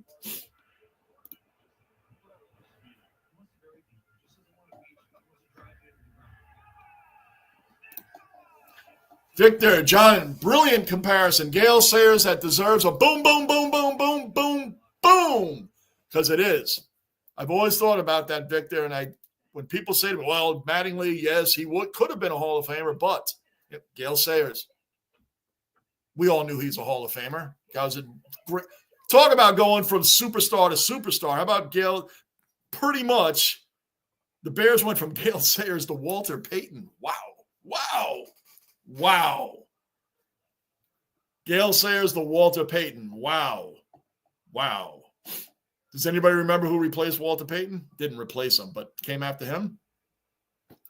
Neil Anderson. Who's he? Doesn't matter. I don't even know why I know that. Then Rashaan Salam came after him. And I think he committed suicide, Salam. All right, so anyway, thank you for that, Victor. I don't know why I went down that path, but I thought of all the Bears running backs after that. Gale Sayers to Walter Payton. Wow, who gets that? Can't wait to see Ovi at 7 o'clock. I know. I'm probably going to miss the beginning of that, man. He can get a hat trick tonight. It's on. Andrew McCutchen up, hitting 308, 1 home run and 2 RBIs on the season. I'm telling you, he saved 3 runs. If anybody saw that, that was a hell of a play, man. He did everything in his power, stretched all the way out to where if he had missed that or went beyond his reach, that'd have been 3 runs. So Max Fried is gifted a 6-run lead right now, bottom of the 4th. 1-1. There's a pitch that's going on the outside of the box. That is a definite ball. I will say this now. The umpire has consistently called it a strike for the Yankees and for the Pirates. McCutchen and Dominguez cannot play the ball. It's a base hit. Let me replay. Let me see the replay before I critique Dominguez.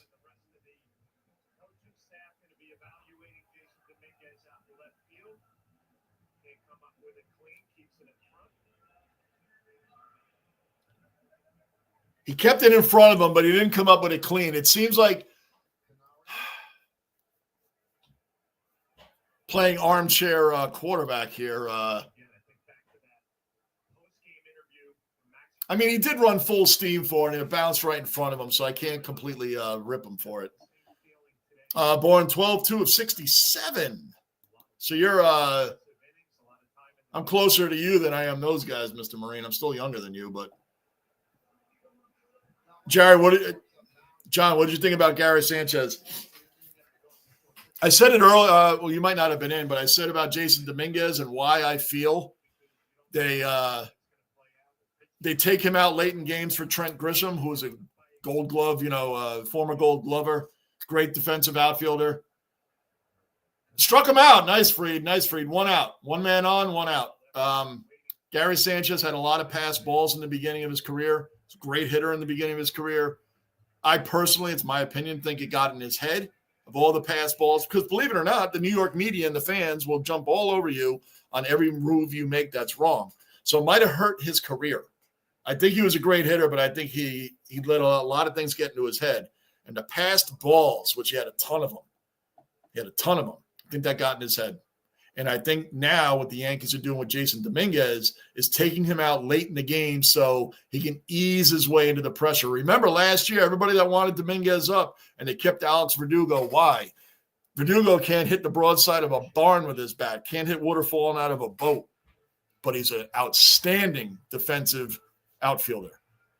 Verdugo is one of the better outfielders in the league. That's why they kept him in left field and didn't bring Dominguez into that situation. That's why. That's why Verdugo stuck around. That's why he got a stay of execution.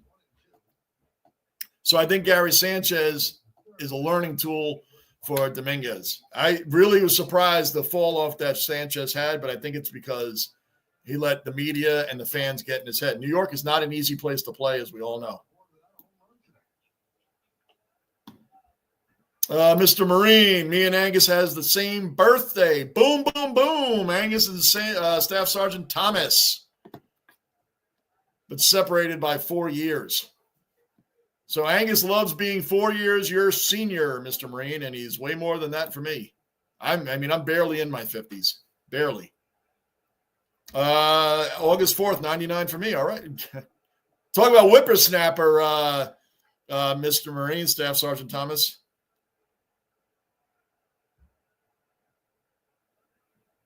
Bruin, yep, Joey Corsair was quite the fighter. Corsair, that sounds like an airline. I'm flying Corsair. I'm flying Corsair out to California. What about Joey Coker, man? Who's Joey Corsair? He played for the Joey Corsair. It does sounds like an airline. I appreciate the Nettles comments, guys. I mean, that's important to hear people talk about your idol. Amen. Come on. Walter Payton's my favorite, and I feel, yes, it's arguable, but I feel he's the greatest running back of all time, and I'll always stay to that. Got to remember, his first 3 seasons was only 14-game seasons. Only 14 games, and one of those years he had over 1,800 yards. I love Barry Sanders. I absolutely love him. I think these guys are 2 different running backs, and I understand the argument. I do. I do. But Walter Payton, to me, was the greatest. That is the – and I'm not even a Bears fan. I was just fascinated at watching him run the ball. With his legs and the size he was to be able to drive and run guys over at the size he was. To have the 85 Bears defense, if you want to see a great documentary, watch a documentary on the 85 Bears. That defense in the playoffs gave up 1 touchdown. Hold on. 0-2. 1-2 now on Triolo. Man on first, still 7-1. In the 85 playoffs, that Bears defense, they were 15-1 during the season. They shut out the New York Giants. They shut out, which had the Lawrence Taylor Giants. They shut them out. They shut out the Eric Dickerson Rams. Eric Dickerson, one of the greatest running backs of all time, shut out those Rams and then beat the hell out of the Patriots in the Super Bowl and gave up 1 touchdown in garbage time. That defense said the hardest guy they ever went up against was Walter Payton in practice. Back then in practice, they had live scrimmages where they hit you hard. They hit hard. They would never allow that nowadays. But back then, they hit hard in those practices. And they always had the offense versus defense. And they always said that Walter Payton made you pay for every time you tackled him. They said that was the hardest guy. That was the guy who had no fear running the ball. When you have guys like Mike Singletary, Steve McMichael, Dan Hampton talking about Walter slamming into you with that shoulder and driving those legs into you and saying, man, I don't know why everybody's scared of you guys. Watch the documentary. So they said that Peyton was saying. Cabrera, boom. 3 outs. There we go, going to the top of the 5th. That's pretty scary. I mean, that's quite a compliment coming from a defense like that. Can you imagine back then they had they didn't worry about guys getting injured. It was offense versus defense. And that's it. They said when the offense that always lost to the Bears defense, they said Ditka would just hand the ball to Peyton. That's the only way they could pay him back. So, yeah, Greg Nettles, we all have our people, man. We all have our favorites. Baseball, Dave Winfield was mine growing up. And I love Don Mattingly. Don Mattingly is a 1A to me. Like, I love them both. Mr. Marine, Angus is my older brother and JB. And Johnny Basement, yes, he is. Yes, he is. God bless the Marines. Mr. Marine Bruin. I get everybody's last name wrong. I know what I'm talking about. I just can't pronounce some names. What do you want from me? Walter was fantastic. Guys, I'm going to tell you something. Where is it?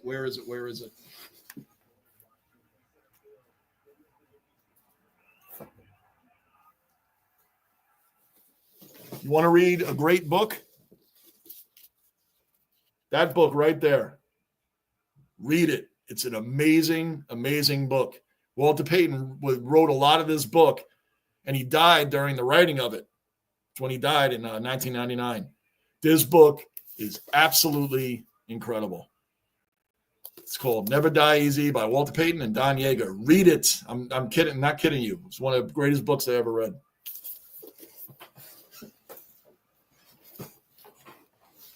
Cullen, did I miss the answer to what happened 56 years ago? Yeah, we forgot about that. Mr. Staff Sergeant Thomas, you brought that up. Never said, unless Cullen and I, unless it went right past us. I don't remember reading anything about it. One legend to another, fire. Right.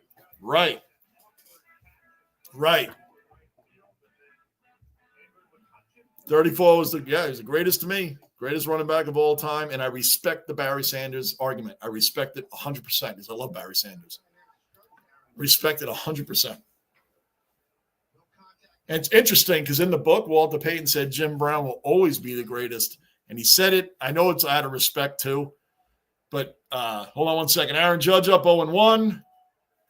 He said it because he said Jim Brown played for 9 seasons, 9 years, 14-game seasons, got over 12,000 yards in that span of time. Nobody got that amount of yardage in that less of a games in that amount of time. I mean, it's a good argument, but I'd still take Walter Payton over him too. Colin, the answer is it's history thing to the world. The answer is history thing to the world. Now I'm totally lost. Can't remember what happened last week. Right. You're not a day over 21, just saying. Remember when I didn't even know what JS meant? That's how bad I am, Bruin. Remember when I didn't even know what JS meant? I thought the first time Staff Sergeant Thomas brought that up, I thought he was talking about a player. I'm like, JS? Who's JS?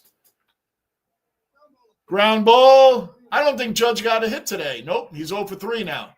1 out.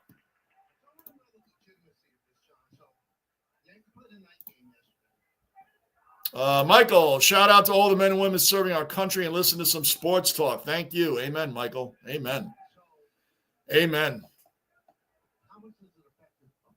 always said they were better than me, man. I had friends of mine that went in the Marines, friends of mine that went in the Army, and these guys, one of my friends that did go in the Marines and did the whole 20 in there, I just wanted to party and hang out. That's all I wanted to do. He's like, oh, man, we graduated. It's like half a baseball season, and by August, we'll be back before, we'd be graduating. It just wasn't in me to do it, and I respect everybody that does. A lot of things I should have done when I was 18, but I chose working and hanging out, which I do none of anymore. I don't do any drinking anymore. Jazz, 1-0 on Jazz, top of the 5th, 1 out. Yankees up 7-1. He got really under that one. Back to the warning track, but not going to get out of the park. O'Neal Cruz catches that, 2 outs. When I played softball and joined a new team, if someone already had number 9, I'd ask him for it. Don't ask what happened when they said no. Okay, Victor. You took it you took it real serious, man. I get it. Drinking Coors beer on a plane, Rocky Mountain High. Oh, my gosh, Angus. You're going to get back in the awful beer conversation in here? Coors Light is terrible. Coors beer itself is terrible. I mean, they make it look really cool and all. I mean, come on. They do Bush beer commercials like in the mountains, and they show all this crisp, it's such a copy of Coors, but the only thing they're also copying is how crappy the beer is. Bush beer is awful. Now look at that. The Pirates yet again get our first 2 batters out. Goldie comes up, gets a hit. I wish. There you go. Remember Satan, JB, the hockey player? They called him a different way of saying that name. Shatan. I finally learned that it was Shatan. Yes, I do remember Satan. Shatan, yes. Well, how long did everybody was calling Patrick Roy, Mr. Marine, right? How many people called him Patrick Roy, including myself? No, it's Wah. I'm like, Wah, it's Roy. Patrick Roy. Remember?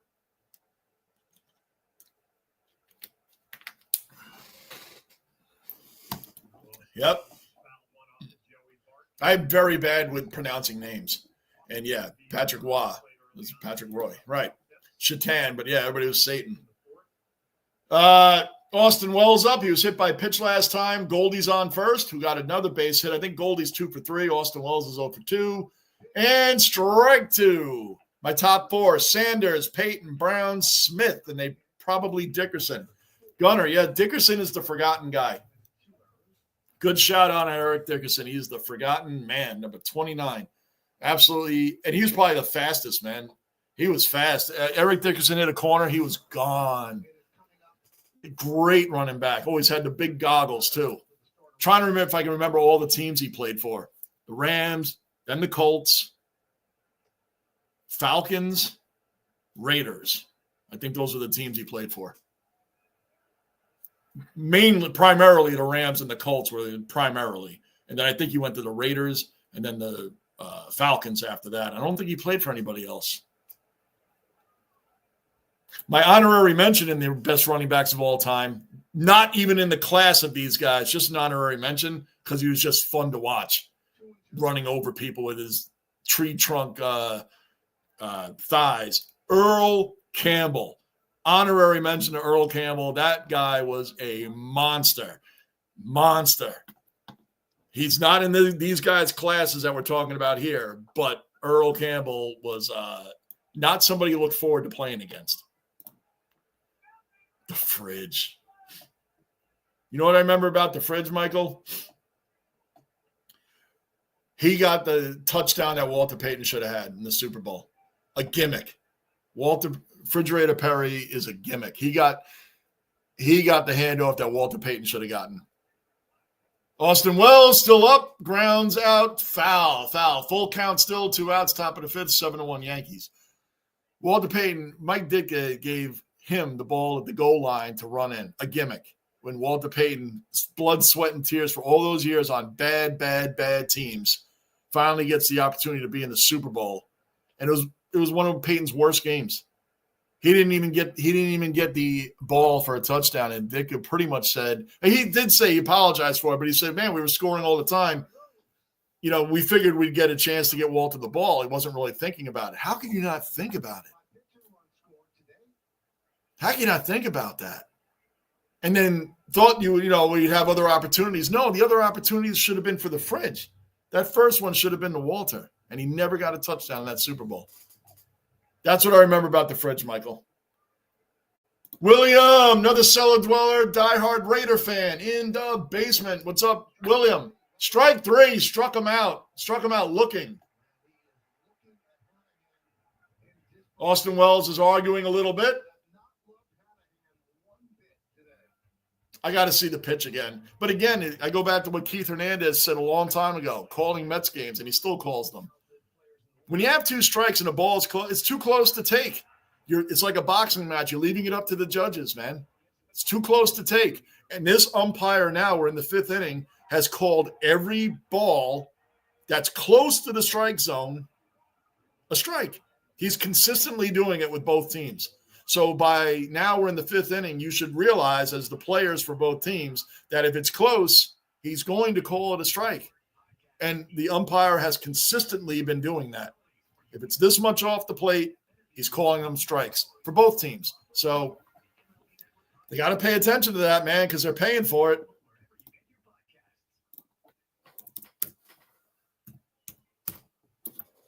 Bottom of the 5th coming up.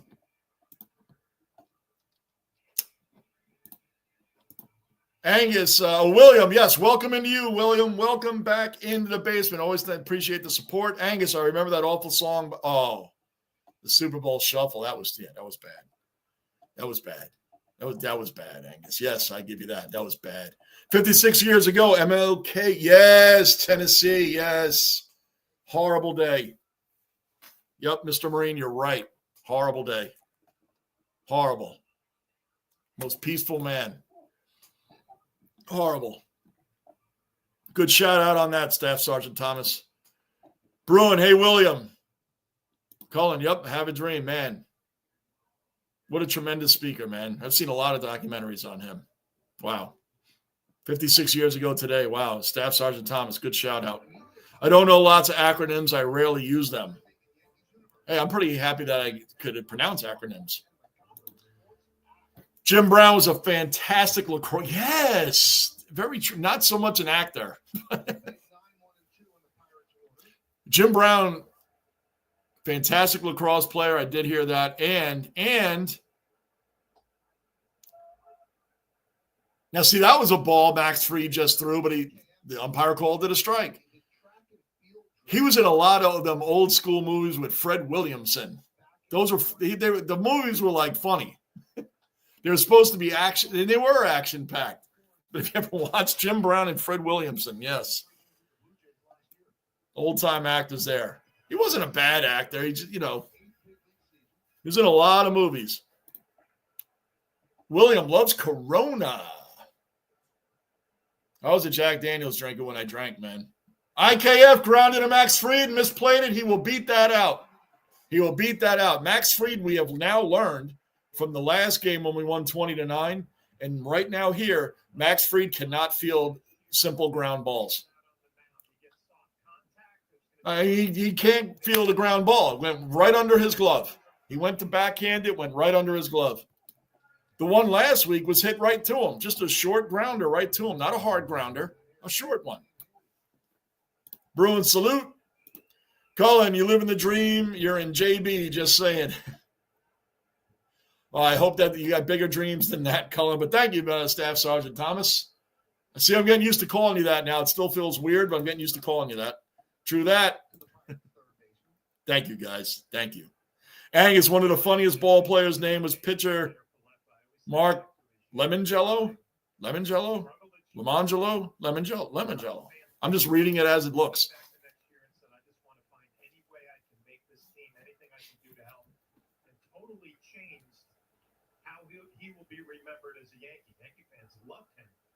Yeah, he's talking about IKF right now, about all the changes IKF made to stay a Yankee. That's why I said I always respected him, because he told Aaron Boone, I will play any position you need me to play. I don't want to leave the Yankees. I don't want to leave. He could have been a starting shortstop for other teams. He lost to Volpe, and they're talking about it right now. It's true. He would not leave the team. Remember, guys, you guys remember me saying I like IKF. William, hope all is well, Johnny. All is going great, William. I hope the same for you, my man. Always appreciate you seeing you in here.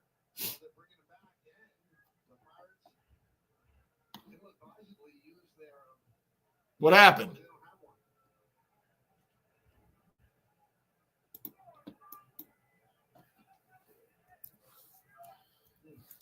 Guys, wait a minute. I don't think I'm going to be on tomorrow, but I might do aren't the Rangers playing the Devils tomorrow night? So 2-1.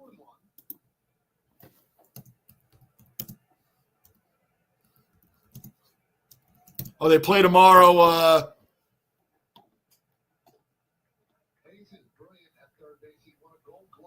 Tomorrow at 12:30. I don't think I'm going to be able to get that one in, guys. Tomorrow at 12:30. Gosh, man, why has it got to be on tomorrow at 12:30?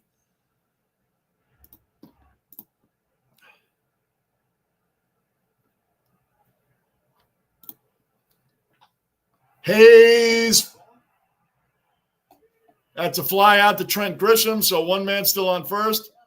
Brian Reynolds coming up, and then O'Neal Cruz, the two most dangerous hitters in the Pirates batting order, and they're two of the better hitters in the league. So, Michael, I hear you. Yep. Victor, Jim Brown, average 5.6 yards per carry in his career, 5.6 career, not even – who's even close to that for the year? And Jim Brown was in a movie called with Ann Margaret and Dean Margaret, tough to the top. I didn't know that.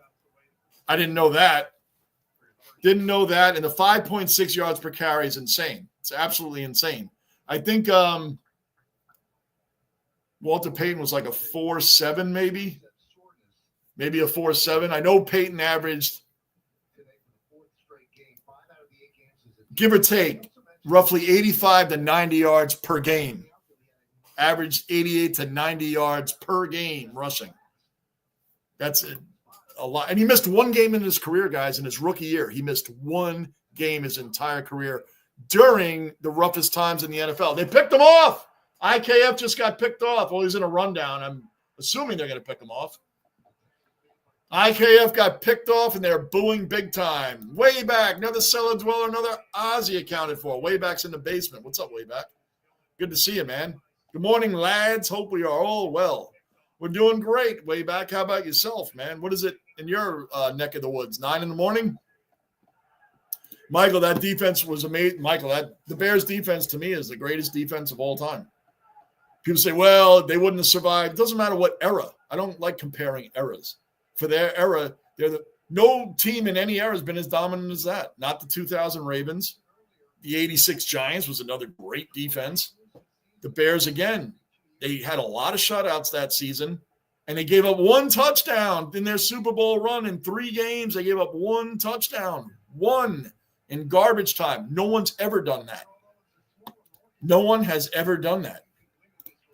Way back, morning, mate, and they had some crazy, crazy great players on that team. Hampton, McMichael, Mike Singletary, Otis Wilson, remember him?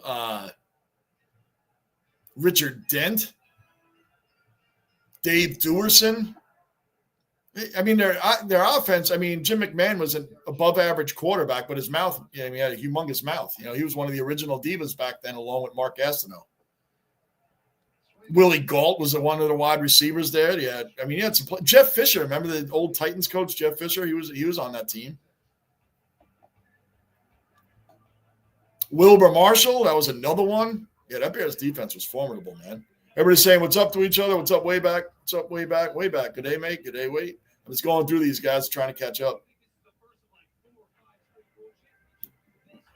JB, 60s was wild decade to live in. Didn't make it. I came around in the 70s, man. Early. What's going on? What did I miss?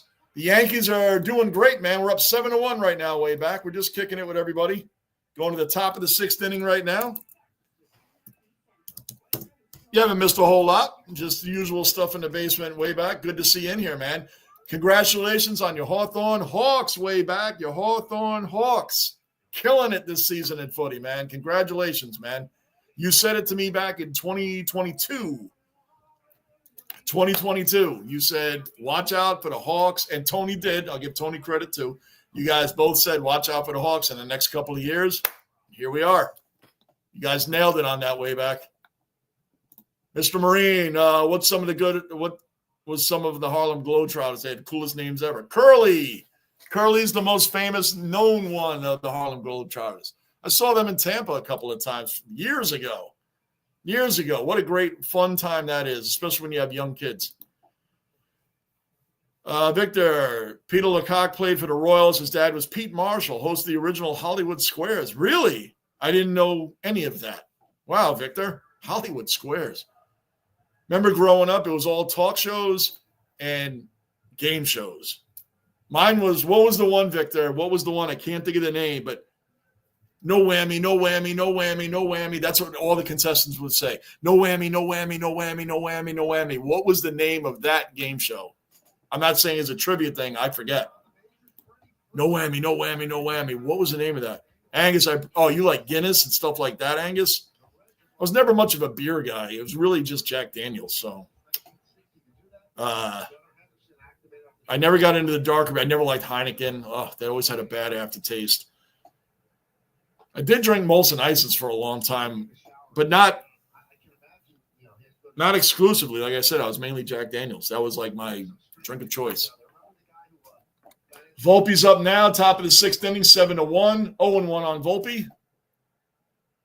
Lemon Jello was, good. I got that one right.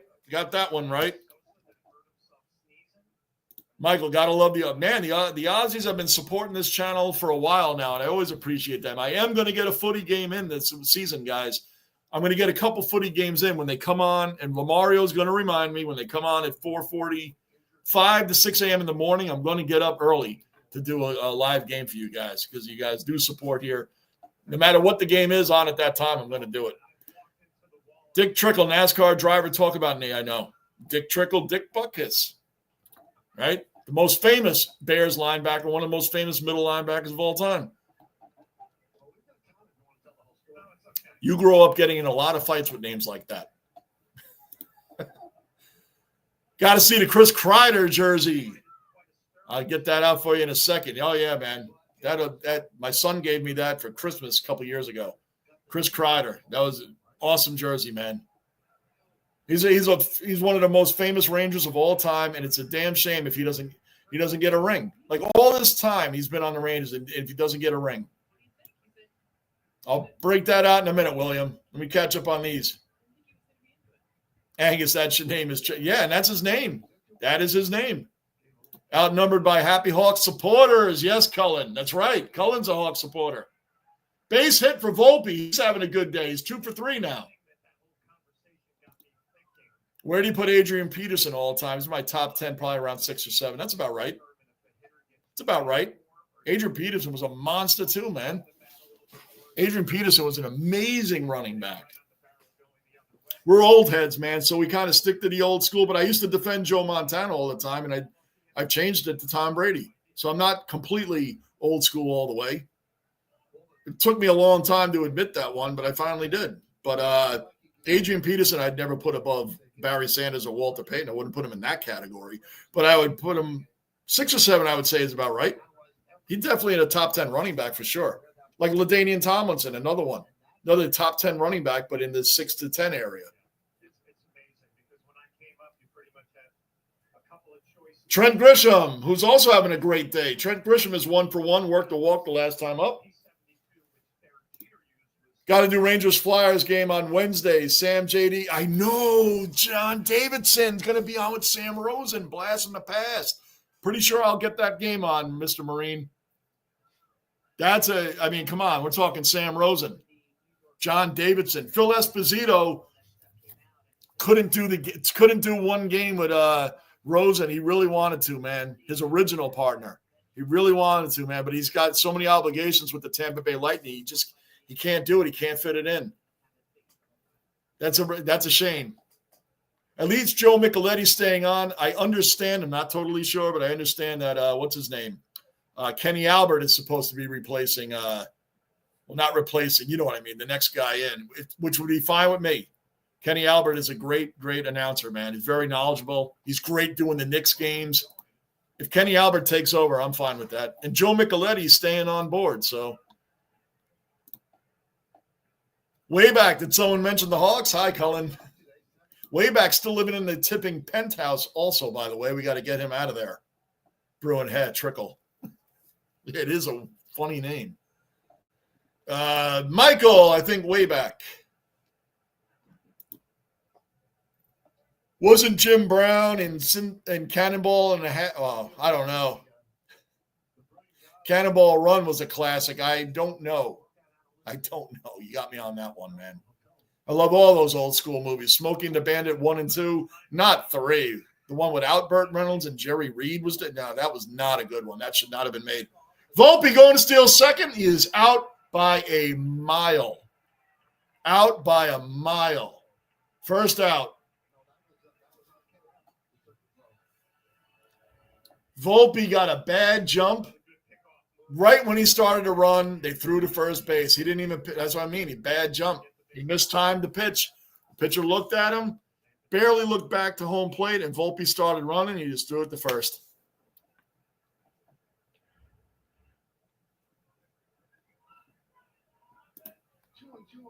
Changed his name legally, cause of an ugly divorce between his mom and dad, a hold beer moment on dad. Wow, okay. I don't know anything about that, Victor, so I'm taking you at your word on it. Mike Singletary. Mike Singletary, come on, man. It's one of the greatest middle linebackers of all time. What a defense that was. Wow. Meadowlark, Lemon, Curly Q, Happy Harrison, who later played for the Lakers. Yep, Curly. That's right. Well, what a fun time. If you guys never been to a Harlem Globetrotters game, man, what a fun time. Hawks, way back. Hawthorne, no E on the end. I know, I always say Hawthorne. Oh, yeah, but there is no E on the end, right? I always think there is, too, because I always think of, like, Melbourne. It took me a long time to understand that it wasn't Melbourne. I was always calling it Melbourne. And people in the videos, when I was doing those videos, were like, it's not Melbourne. It's Melbourne. They had to spell it out like Bruin does from the old time. It's MEL/BIN, Melbourne, even though they're just doing that for the pronunciation. So let's call it Melbourne. I was reading it as I saw it. North Melbourne, not North Melbourne. That's it, Victor. No whammy, no whammy, no whammy. Joker's wild. Thank you, Victor. That one would have sat with me today until I figured it out. Thank you. Press your luck. Wait a minute. Was it press your luck or Joker's wild? Victor, I think Gunner's right. I think it was press your luck. A guy that didn't even grow up in that era just schooled both of us because I think he's right, Victor. I think it was press your luck. Yeah, I think Gunner's right on that, man. The guy that was born in 1999. That was the year Walter Payton died, November 1st. Jason Dominguez, 2 for 2, 2 outs, nobody on, 1-1. 1-2, 1-2.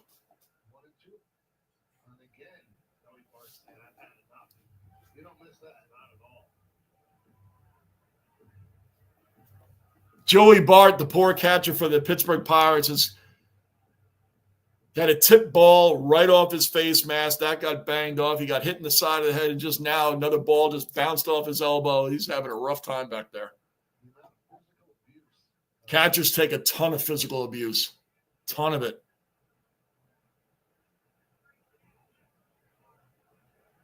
One and two on Dominguez, 2 outs, nobody on. Let's see what happens here.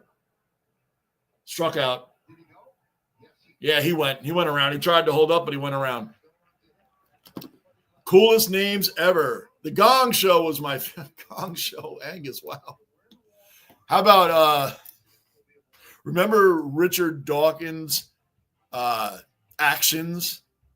Can you imagine Richard Dawkins trying to do what he did on Family Feud back then? Now, like, he was kissing people's wives on the mouth. Hey, oh, doing all that stuff. Richard Dawson was way out there, like, for a game show host. For those that don't know, look up Richard Dawkins' antics as a host of Family Feud. Gunnar, correct, Angus. That show was the Great Gong Show. Was. Gunnar, correct. It was Press Your Luck. He was right. Yep. I thought once Victor said Joker's wild, I was all in until Gunnar said Press Your Luck. And I'm like, wait a minute. It was Press Your Luck. Tony and myself are going to the Hawks versus Cats game on Easter Monday. It'll be huge. Way back. Good.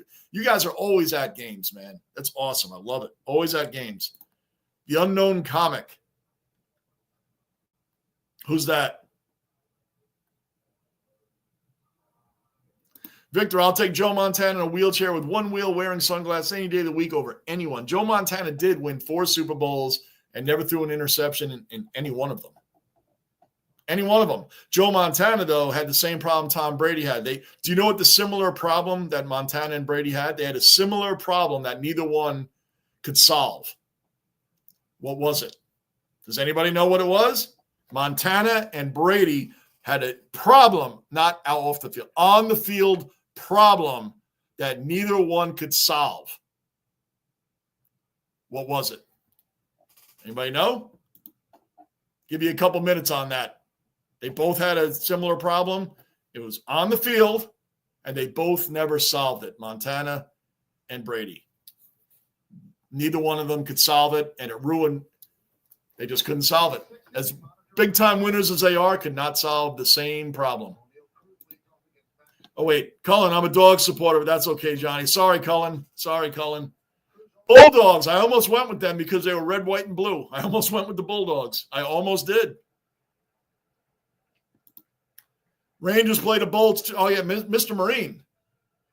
Our last 7 games, man, if the Rangers get in, if they get in and beat the level of teams that we're playing, then I'll believe we might do something in the playoffs because we have 0 pansies.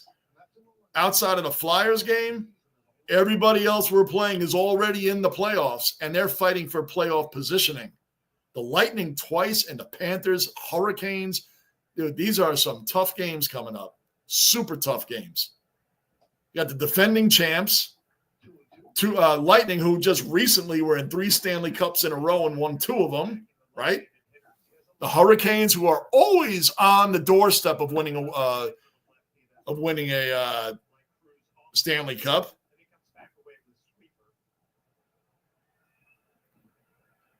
Me and Rocco. Yes, Cullen. I know about Press Your Luck because I watched the video of that guy who made an insane amount of money on it. I don't remember who made the money. I just remember the no whammy, no whammy, no whammy. That was a fun game show, man. Really fun. Victor, Gunner is right. Press your luck. Stone the stone.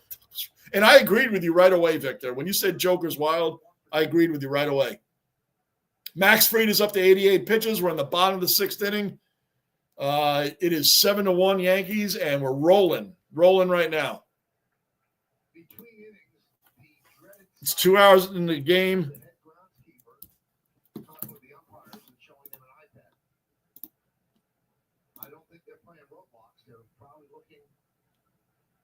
It's supposed to start raining in Pittsburgh soon.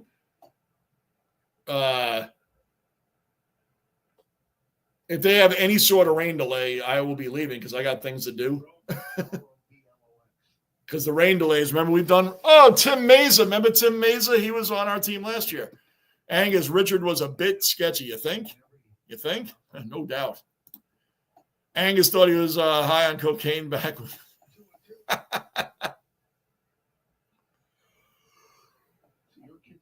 Richard Dawson was wow.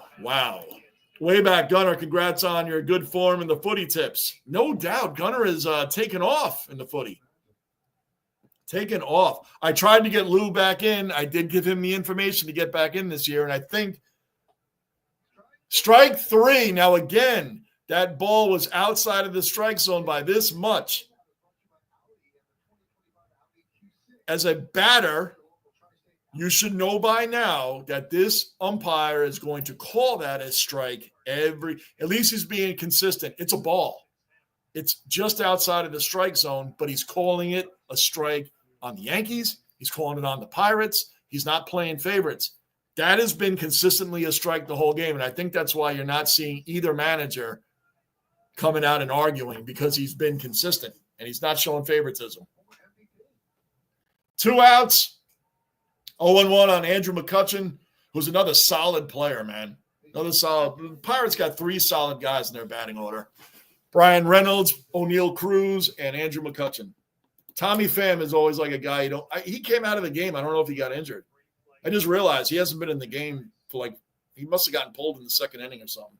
Unknown Comic was a comedian who wore a paper bag over his head. This was before fans of losing teams did this. Oh, he must have been a Jet fan. They wear bags over their heads all the time. Or the Saints, the original Saints fans, right? Remember them? The Saints had a year they were 0-14, and what did they do? The Jets, like I told you guys, bring us your poor, bring us your weak, bring us your lonely, bring them to New York, bring them, just bring them. We'll help them out. The Jets, I think it was 1981, the Saints were 0-14, and they beat the Jets. Cabrera can't barehand it. Dribbled right past us. He couldn't barehand that one. It'd been hard to play anyway. Brewing the Giants. Bang. That's the same problem Montana and Tom Brady could not solve. The New York Giants. Jim Burt knocked Joe Montana into oblivion, into outer space with just his forearm. If you guys have never seen it, broke through the line. Boom! Montana was just throwing the ball. Jim Burt hit him right here with his forearm, upended him, knocked him unconscious and out of the game. Guess what? Back then, next man up. Who's the next quarterback? Who came in? Who came in for him? Pretty sure it was Kemp. I think the quarterback's name was Kemp, Matt Kemp, something like that. Anyway, nowadays, if you hit Mahomes like that, you would be out of the league. You just ruined someone's fantasy league. You would be suspended, fined. All the debate shows on the sports networks would be talking about it all week long. And then 2 years later, and in the playoffs again, I think it was in the championship game, Joe Montana's back got broken by Leonard Marshall of the New York Giants and knocked out of that game. No penalty flags, no suspensions, no uproar, just next man up. Saying. Brady and Montana couldn't solve Rubik's Cube in the huddle. Probably couldn't. Hope Chris Kreider's a Ranger for life. Oh, yeah, William, you did ask.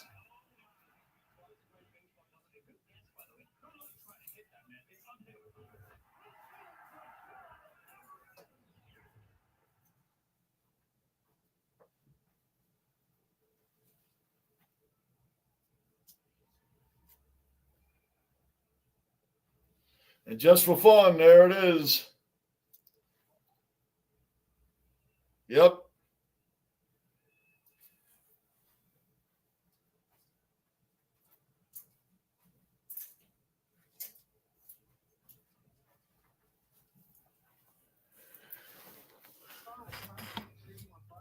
I think we're making a pitching change here. Victor, yeah, funny. What are the Mets doing? I don't know.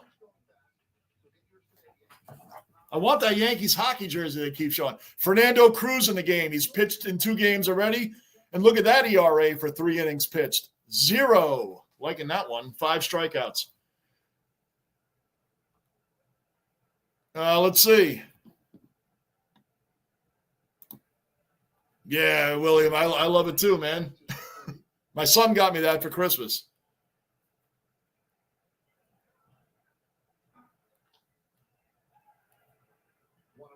The Mets won 5-0 over the Blue Jays. We need that win.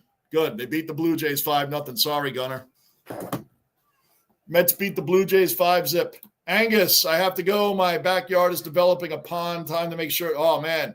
All the best to you, Angus. Keep us updated. Keep us updated in the Discord, Angus. Updated in the Discord. Take care, Angus. See you soon. Bond, another cellar dweller, another Aussie accounted for. Bond's in the basement. What's going on, Bond? Good to see you in here, brother. Strike 2. Man on first, 2 out, 2-2. Yankees up 7-1 in the bottom of the 6th. This game has been over 2 hours long already.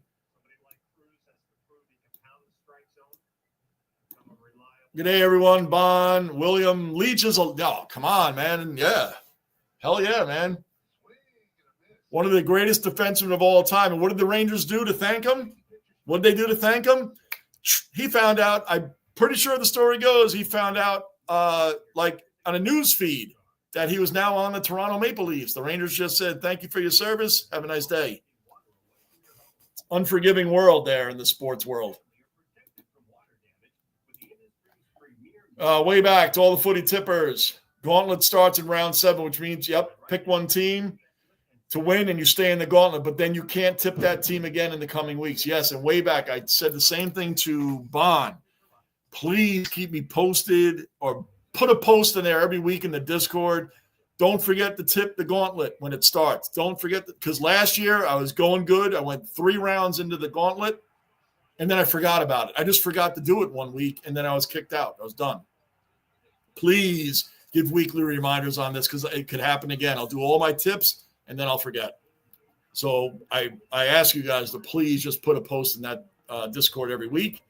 That would be very helpful for me because I was so annoyed when I forgot about the gauntlet. I went back in there, and it was like, no, your gauntlet, however they put it. You might as well just say, Johnny, you effed up. You forgot last week. They might as well just said that. Gunnar, thanks way back. I use my knowledge of American football to help me. I look back at all the previous games to see their strengths, like whether they're better offensively or defensively. And Gunnar, one other thing to add on to that helped me out too, injuries. Look at injuries. Key players missing. It means a lot. Let me catch up on these. I'm just, as usual, I always tell you guys, I go over there, everybody saying hello to each other. You guys all can read that. Whatever works, Gunnar. Good mate. Good mate. How you doing? How are you? Good. Doing great. Wonderful. Back to you. Yes, sir. Blah, blah, blah. Mr. Penn. You guys are never blah, blah, blah. I'm just kidding. I'm just catching up.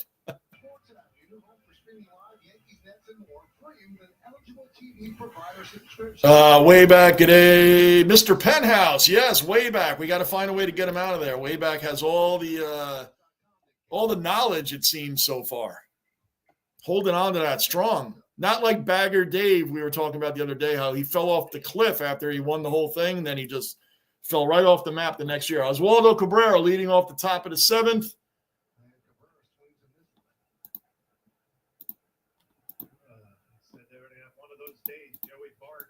1 second. Getting beat up. He's like, you know what? Let's just keep going.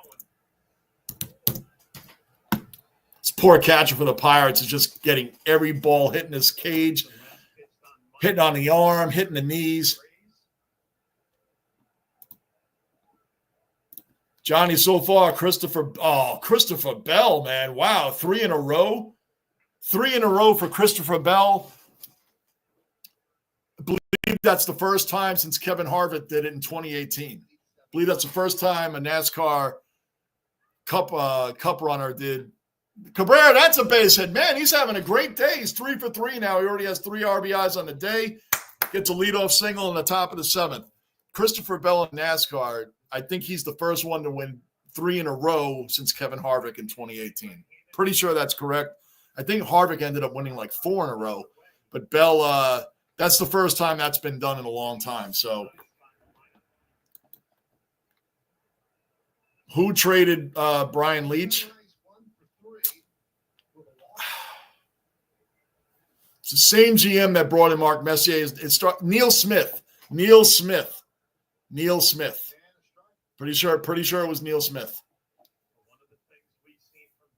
Guys, I can't believe Shane Van Gisberg's having a rough start to the season in NASCAR. He's finally full-time Cup Series. He's finally in the full-time NASCAR Cup. He's having a rough start to the season. Rough start. I'm pulling for Shane, guys. All the Aussies, I am pulling for Van Gisberg. And he always does great in the road courses. He's having such a rough start to the season, man. I'm pulling for him. It's his first year running full-time NASCAR Cup Series. Last year he did Xfinity, which would be kind of like the minor leagues. And he moved right up from that level, right into the pros, 3-time champion. Van Gisbergen is a world-renowned racer. I really am pulling for him. Even though he drives a Chevy, because I go for Fords, I'm a Dale Earnhardt diehard fan. Dale Earnhardt, 100%. So that was a ball. Sorry, guys. 1 and 2. Ben Rice is up. Oswaldo's still on first, top of the 7th. Pulling for Van Gisbergen, SVG. I'm pulling for him, man. He's having a bit of a time there. And he did say it, too. Everybody that told me, you'll be able to run that oval so easily, man. He's like, yo, dude, this is not easy. It's not easy. The oval is not easy. Oh, just got 1 out. Almost a double play. That oval, when you go around, they go up on an angle. Goes up on an angle, comes down. They say you drive your car at 55 miles an hour, just your regular car, and try to go on the angle in that oval, your car will roll over.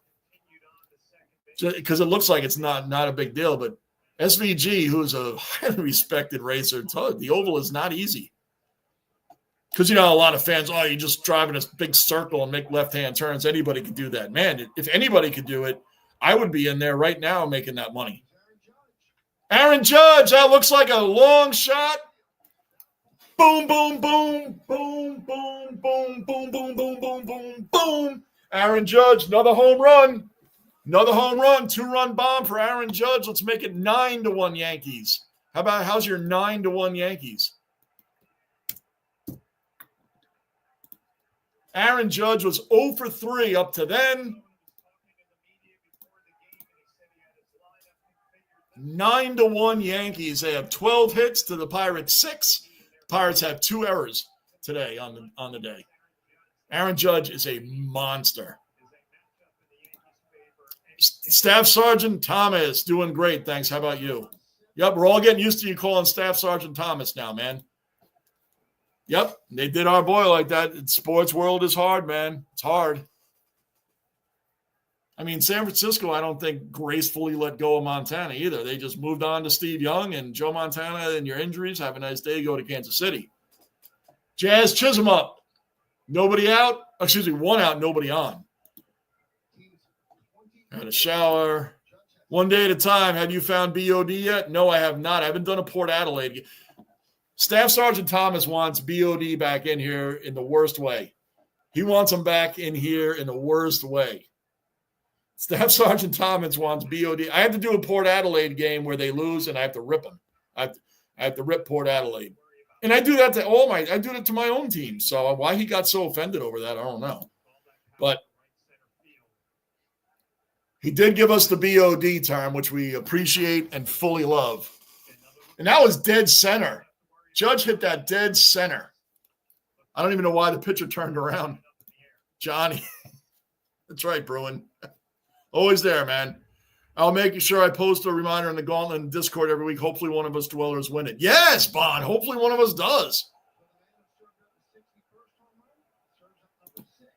Julio Jones. Did he really just retired? Wow. Wow. Julio Jones was a great receiver, man, mainly for the Falcons. Strike 3 on Jazz, and that was this time it actually was in the strike zone. Anybody care that Stephon Diggs went to the Patriots? Like, Patriot fans are like jumping up and down like their team's going to be great this year or something because they got Stephon Diggs. I'm like, I don't think that even matters. Their team's going to be bad for a long time.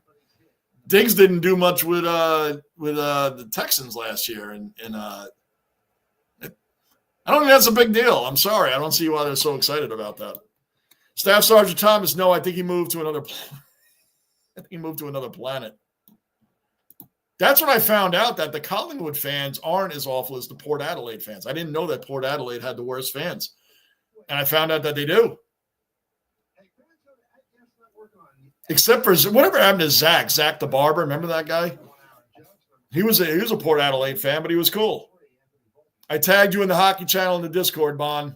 There you go. Yeah, Bruin is not only a basement bouncer, but he is our NHL ambassador. I don't call him out for that a lot because he's a bouncer, but he is our NHL ambassador. Bruin is our NHL ambassador.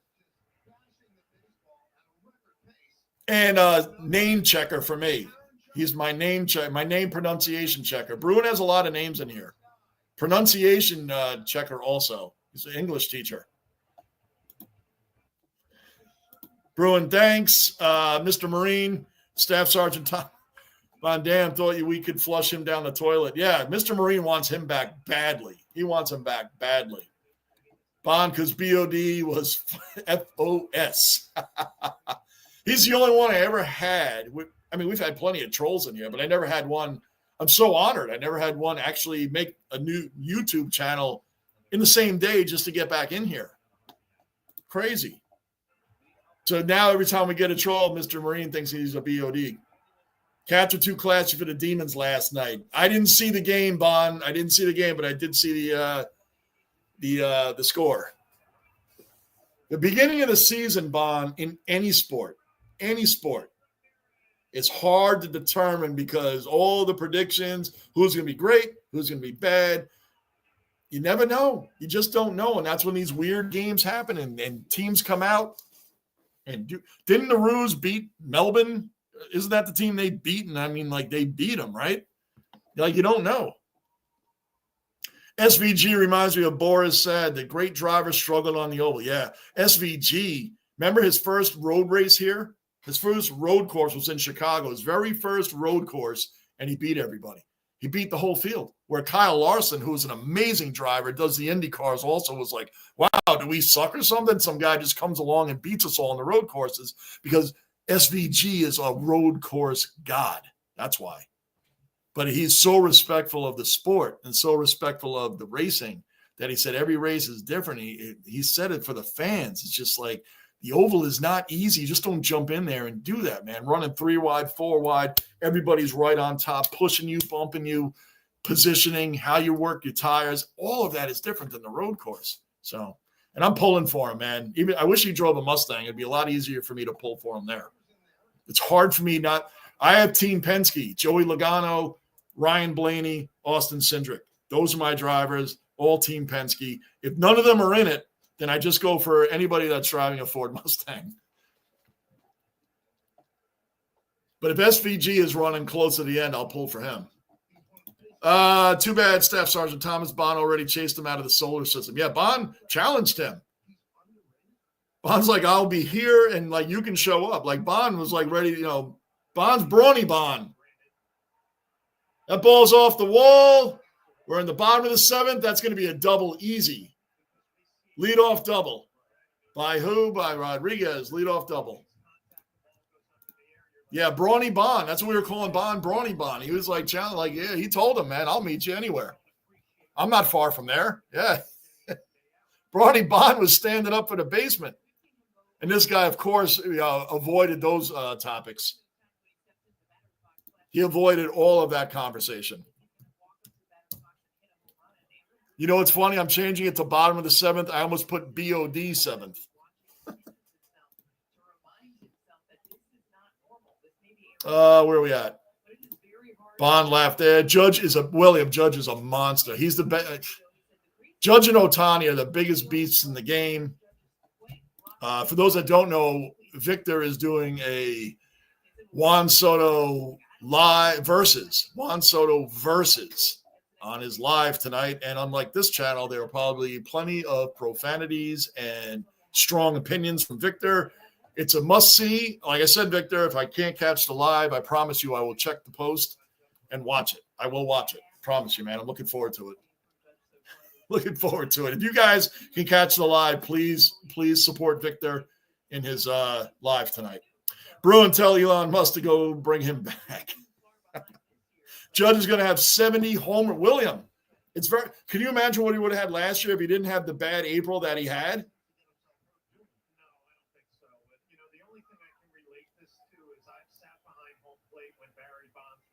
Let's see. Fernando Cruz, 11 pitches now. 1-2 on Triolo. Their eighth batter in the order. It's man on second. We had the leadoff double there by Rodriguez for the Pirates.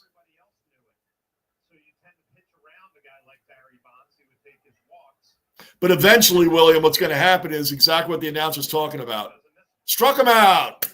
Fernando Cruz was a great pickup from the Reds. Eventually, they're going to start pitching around Judge. And the problem that they had last year about trying to pitch around him is Juan Soto batted behind him. So now they got Jazz batting behind Judge right now. It's going to be hard, man, because eventually they're going to start pitching around him, William. And you don't really pitch around Judge to get to Soto. That's not what they were doing last year. So he saw a lot of pitches. If Giancarlo Stanton was still around, that would be nice. But we'll see what happens. But eventually they're going to start pitching around him, William. I still hope he gets that 70. That would be amazing.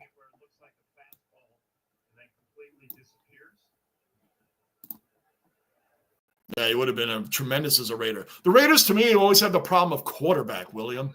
Like the Jets. That loops in right over Jazz's head. That'll probably score a run. No, he didn't. Rodriguez stopped at third.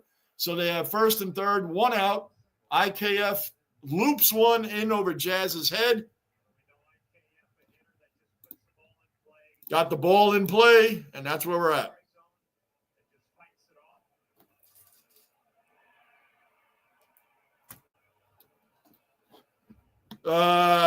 William, yeah. Your Raiders have always had the problem my Jets have had in the past 25 years. We can't develop quarterbacks. Quarterbacks are trash. Derek Carr was good, and then they got rid of him. Pitching coach coming to talk to Fernando. They probably want Cruz to pitch a few innings and save the bullpen. I mean, we're up 9-1. But you don't want to start giving up. Remember yesterday we were up 9-3? Gave up a grand slam. Not Cruz. Cruz didn't do that. Yarbrough did that from the Blue Jays. Welcome to the team, like we were saying yesterday. You're with a brand new team. You come out, and they're kind of giving you like a break-in game. Hey, man, we got a 6-run lead, 7th inning. Go out there, do your thing, get kind of acclimated to the team. You get the bases loaded with nobody out, and then give up a grand slam. Then get taken out of the game, and now it's 9-7. That's a pretty crappy way to meet your new teammates, right? Like, how's it going, guys? Like, you almost feel, like, goodness gracious, man. You come in and in one inning, you turn the 9-3 lead into 9-7 because everybody that you face got on base, and then you give up a banger, a 4-run grand slam. And speaking of which, Cruz just gave up a 3-run homer. Now it's 9-4. After that whole conversation on the mound, Pirates, this is where we started to collapse a little bit yesterday. In the 7th inning, 9-4 now. Boy, that meeting on the mound did a whole lot. Charlie Hayes' son just cracked a 3-run homer. The Pirates have 9 hits. Now they have 4 runs, and that ball That curveball came in too high and landed right in the middle of the plate. Bang, right in his wheelhouse, out of the park. Boy, that was a great meeting on the mound. That went over well. Still can't believe Matt Ryan never won a Super Bowl. Yeah, they could have, should have, would have. That Super Bowl against the Patriots was so mismanaged by the Falcons. It's disgusting. Disgusting. They worked the clock all wrong. Cruz is out of the game. Man, dude, Carlton supporters are on the same level. Really, Bon? Okay, I haven't had anyone come at me like that yet from Carlton, but they have a lot to be mad about this year for sure.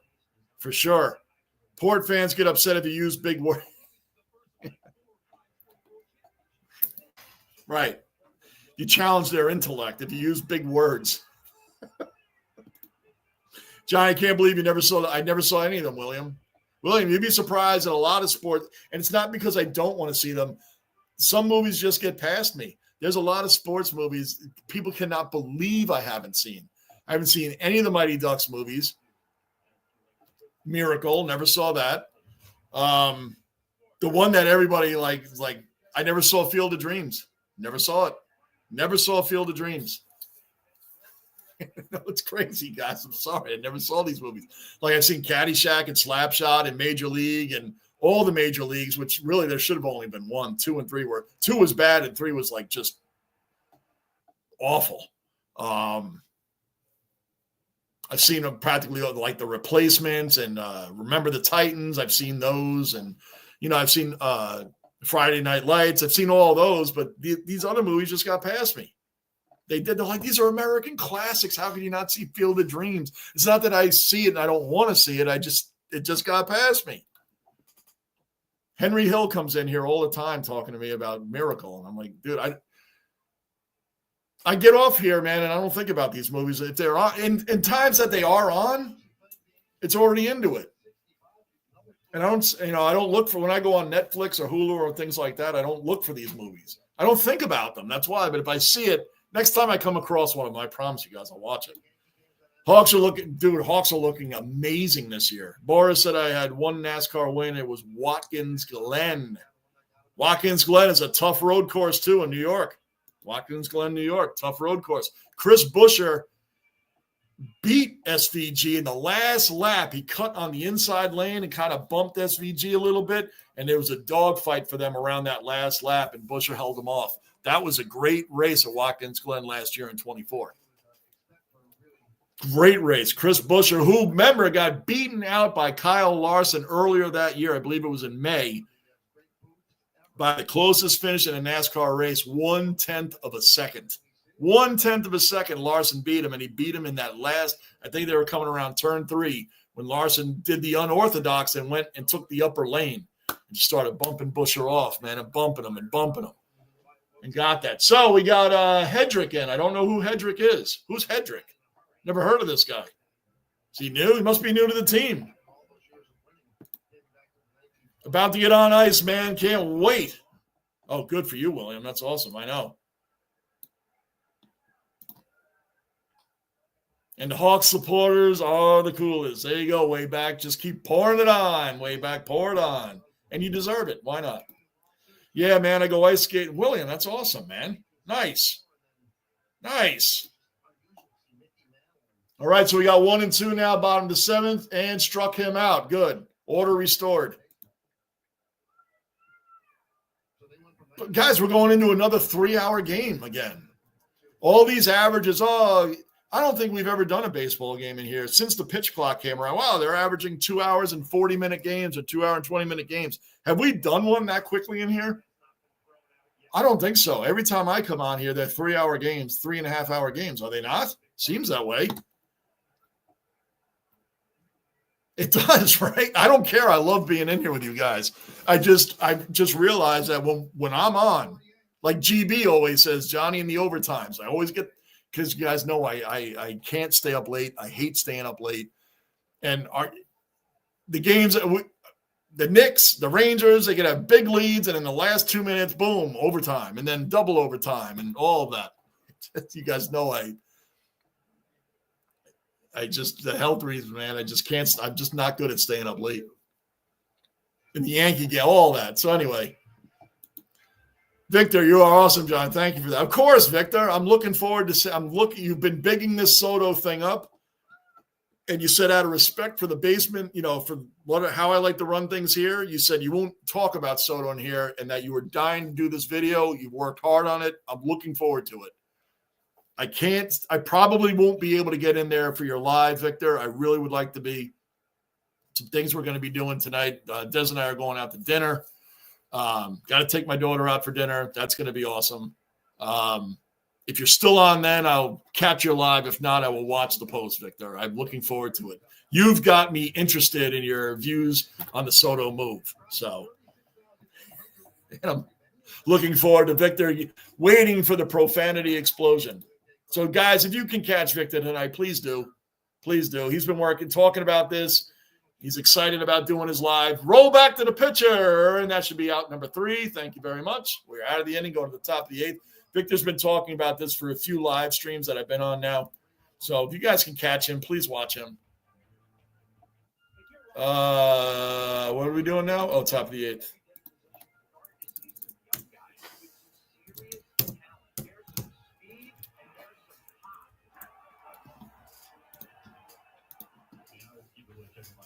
Top of the 8th.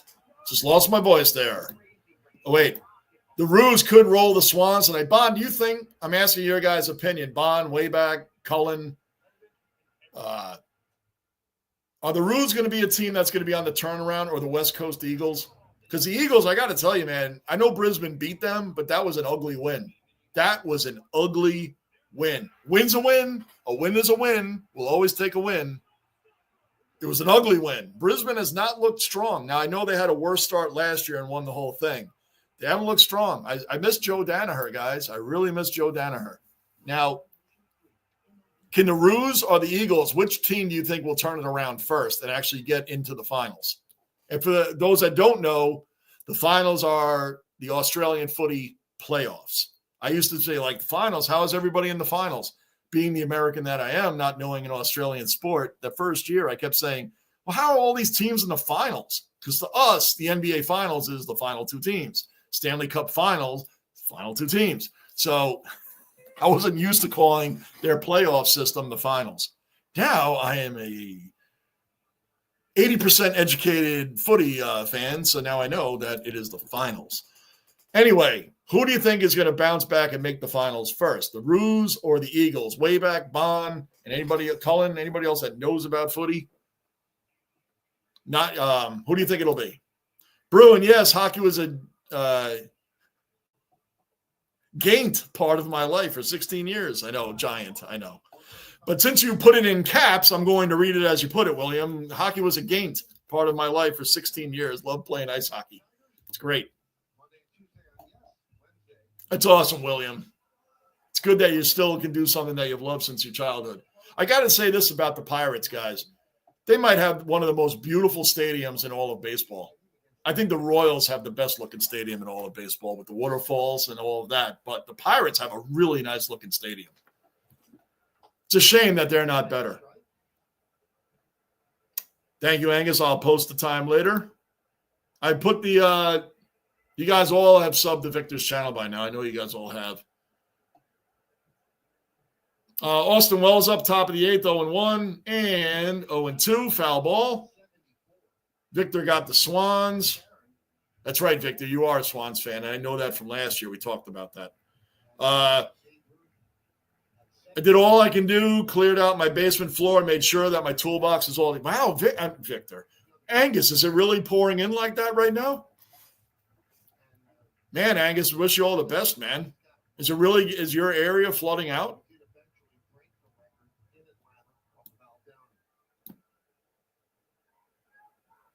Oh, 2 on Wells, top of the 8th. Wells looks like that's a fly out, probably, and it is a fly out to left field unless he drops it, which he didn't. 1 out. Thumbs up to that, William. Way back, yes, they could, Bond. I was like that on the tip. I'm kind of tempted to take the Roos from time to time, guys. I kind of am. But it's just like I am with the sports over here. When a team is bad for a long time, it's like you can't get that out of your head. You can't get that out of your head like, oh, this team, but they just suck. It's like tipping against the Melbourne Demons. I'm used to the Demons being a decent team, and now it's, from the short time that I've been watching, so it's really hard for me too. So when you have like Gunner, Raiders did have that one great season with Rich Gannon. Unfortunately, they ran into the all-time great Bucs defense. Yes, they did. And their center, their all-pro center, was missing the night before the game, which I also think didn't help. It's funny because people talk about, and I do believe Gruden did take over Tony Dungy's team, but it's kind of funny because he was coaching against the team Bill Callahan took over. We all know Bill Callahan's not a great head coach, great offensive line coach, but Gruden was coaching against his team, the Raiders. And I don't want to give Gruden any credit for anything after everything that was said and done about him to begin with. But I'm just saying, Bill Callahan coached Gruden's team to the Super Bowl and lost. And that's the last time the Raiders were good. So like I said, and my Jets were pretty good back then, 2002. That was the Chad Pennington years. Chad Pennington was a great quarterback for the Jets. One of two winning quarterbacks that the Jets drafted. When I asked that question, a lot of people say Joe Namath, and no, it's Mark Sanchez and Chad Pennington are the only two drafted quarterbacks in Jets history that have winning records. That were there for a substantial amount of time, not a guy that was there for 1 year. Pennington, Mark Sanchez, the only two Jets quarterbacks that were drafted that had winning records with the team. Joe Namath had a losing record. Ken O'Brien had a losing record. These guys were great Jet quarterbacks but had losing records.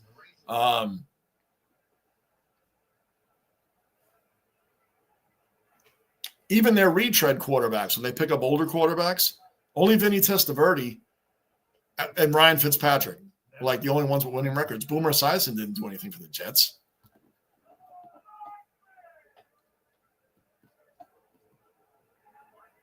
And Boomer Esiason was a great quarterback for the Bengals. I mean, I'm not knocking him. I was excited when we got him.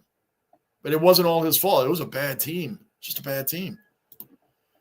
This round will tell if the Saints and Suns are the real deal. Volpe, is that going to drop in? It does. It goes over O'Neal Cruz's head, hits the wall. Volpe got a double. Volpe is 3 for 4 on the day, having a big day. William, yes, we need a baller at the quarterback spot. No doubt, man. I told you I'm not a Raiders fan, but the Raiders need to be in the mix just because of the history of the game. The Raiders need to be in the mix. They need that Raider team, that Raider punch, the Raider with the young Al Davis kind of Raiders, man. That's what you need. And William, a little piece of history, which you probably already know, but Al Davis wanted to build the Raider, intimidating persona around the New York Yankees. The New York Yankees were intimidating. Al Davis always referred to them as Al Davis, was a New Yorker? He always referred to them as intimidating. When the Yankees came to your town, you were intimidated by those Mickey Mantle teams and that sort of thing. And he wanted the Raiders to have that type of presence. That's the word I'm looking for. He wanted them to have that kind of presence. Trent Grisham, 1 for 2. Top of the 8th inning, 1 out, 1 man on second. Strike 1, 1-1. Victor LaMonica, the Snake Plunkett. Oh, Jake the Snake. Jim Plunkett, who was a number 1 draft pick of the New England Patriots. Number 1 overall pick, Jim Plunkett. Bomb there, went to the 49ers, bomb there. Found greener pastures with the Raiders for their very first Super Bowl win against the Dick Vermeil-led Eagles, if you remember that. And then went on again and destroyed the Washington Redskins in 1983. When Marcus Allen had that tremendous run when he took the handoff, cornerback for the Redskins came in, and Marcus Allen did that big turnaround in the backfield. It went right up the gut, and goodbye. Have a nice day. Hope the Suns win. Yeah, I picked the Suns too, I think, as a matter of fact, way back. I'm trying to think now. I think I tipped them. 2 outs, 2-0 right now on Dominguez, who also is having a big game. He's 2 for 3. I'm hearing talk about Collingwood hardballer Chris Maynard. Could be looking for a new team very soon. I'm hearing that the Bombers want him. Wow, Bon, really? That's a big pickup. Chris Maynard would be a huge pickup for the Bombers, Bon. That's out number 3, bottom of the 8th. Dominguez grounded out to short. Coming up to the bottom of the 8th, the Yankees up 9-4. As we have always known, game's not over yet. The Pirates are trash. At 2-5, again, collectively, they have a below 200 batting average. They're below the Mendoza line as a team. They're below 200 batting average. They've scored 19 total runs in 7 games coming into this series. The Yankees should not blow this game against a team as bad as this. But that's why they play the game, as the old saying goes. So am I comfortable with the lead? I'm comfortable, not confident. That makes sense? I love our bullpen, but I don't like what I've been seeing the last couple of games. I know it's early in the year. Ryan Yarbrough probably is dying for a second chance after last night's blunder. They're not going to put him in this game. Luke Weaver pitched 2 innings last night. They're probably not going to put him in this game.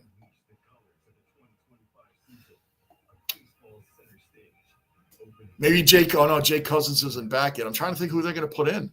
They already have that Hedrick guy, and I don't know who that is. They're probably going to keep him out there for now. Why would you change pitchers at this point? You got a 5-run lead. You don't want to keep wasting your bullpen. We still got 2 more games in the series to go. Way back, the Suns are looking good this season. They are. Way back, I hope they make the 8. The Suns. Yeah, they've come kind of when I first started watching footy in 2022, Suns weren't a very good team. But now they really have started to put it on the last couple of years. Bond says Suns will make the final 8. The Suns have never played finals, JB. This could be their first year. When did the Suns come around? When did the Suns come around way back, or Bond? What year did they come around? You might have told me that before way back. I just don't remember. Suns fans will be pleased with how they are going, both of them. I am tempted to pick the Suns most of the time. I got to check that out. I think I did pick them this week. Damian Hardwick and Mrs. Cullen. That one went right over my head, Cullen, but Cullen way back. Dimma is the coach the Suns needed. Coaching does make a huge difference. Victor Soto move was all about the money. That's the truth to it. I also feel it's because the Yankees were never going to be his team, Mr. Marine. I've said it before in here, and I believe it's because Soto knows this is Aaron Judge's team. Regardless of what he does, it's Aaron Judge's team. It's not Soto's team. Also, the reason why I feel that he didn't want to go to the Dodgers, I don't know how much the Dodgers were really in play, but he wouldn't have been the number 1 guy there. On the Mets, he's going to be the number 1 guy there. Frankie Lindor right now is, but he's not going to be. It's going to be Soto's team now. I do believe that was partly the reason, because honestly, when you're at the point of $760 million versus $765 million, I think if you really wanted to be a Yankee, you weren't going to the poorhouse, right? So I really think being the number 1 guy on the team was a big deal for him. And that's just my opinion. But Victor, I can't wait to hear all of Victor's opinions. I can't wait to hear that. Starting to regret my pick for the Crows right now. Oh gosh, Bruin, don't say that, because I think I did go with the Crows. I gotta check that out. Andrew McCutchen up, who is, as I've said, one of 3 out of 9 hitters in the order for the Pirates. Andrew McCutchen is one of 3 that I don't want to see do anything when he's at bat. McCutchen, Brian McReynolds, and O'Neal Cruz. Those are 3 formidable hitters for the Pittsburgh Pirates. Everybody else doesn't make me worry. So McCutchen being up with nobody on base right now, the worst he can do is hit a home run and make it 9-5. Thankfully, he's up with nobody. Oh, no, I'll take that back. There is a runner on base. So, yeah, he hits a home run, it's going to be 9-6. McCutchen, for those that don't know, has been in the league a long time. He's a veteran player, a very respected player, and the guy still can swing the bat. Got 2 strikes on him now. Up. Oh, that's foul ball. Brian McReynolds and O'Neal Cruz aren't going to be up for a while. McCutchen's the 5th batter in the order. Brian McReynolds is the 2 batter. and O'Neal Cruz is the 3 batter. So let's just get out of this inning and make sure we don't get back around to those guys. Everybody after McCutchen doesn't bother me. There's a grounder to Volpe. Could be a double play. There's 1 out. 2 outs. Oh, did he beat that? I thought McCutchen beat that. He almost beat that out the first. Way back. You know more than a lot of Aussie drop kick supporters, JB. Really? When I get into a sport way back, I get into it. I try to invest all I have into it. I wish I picked up that. They just got McCutchen by half a foot, man. Just got him. They're going to take it. They're reviewing it. They're reviewing if McCutchen was out or not. It was very close. He's very fast. And that goes back to my point.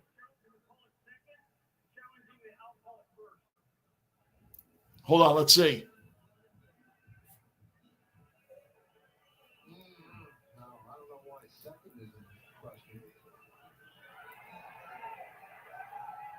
Looks like, if anybody's watching, it looks like McCutchen actually made it there.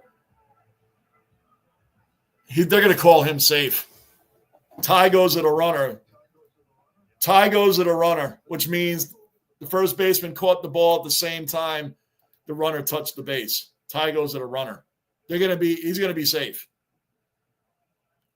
Way back. I wish I picked up other things in life like I did sports. I could pick up sports very easily, but I like strategies in sports. I like the strategies. I like the strategies in sports, man. So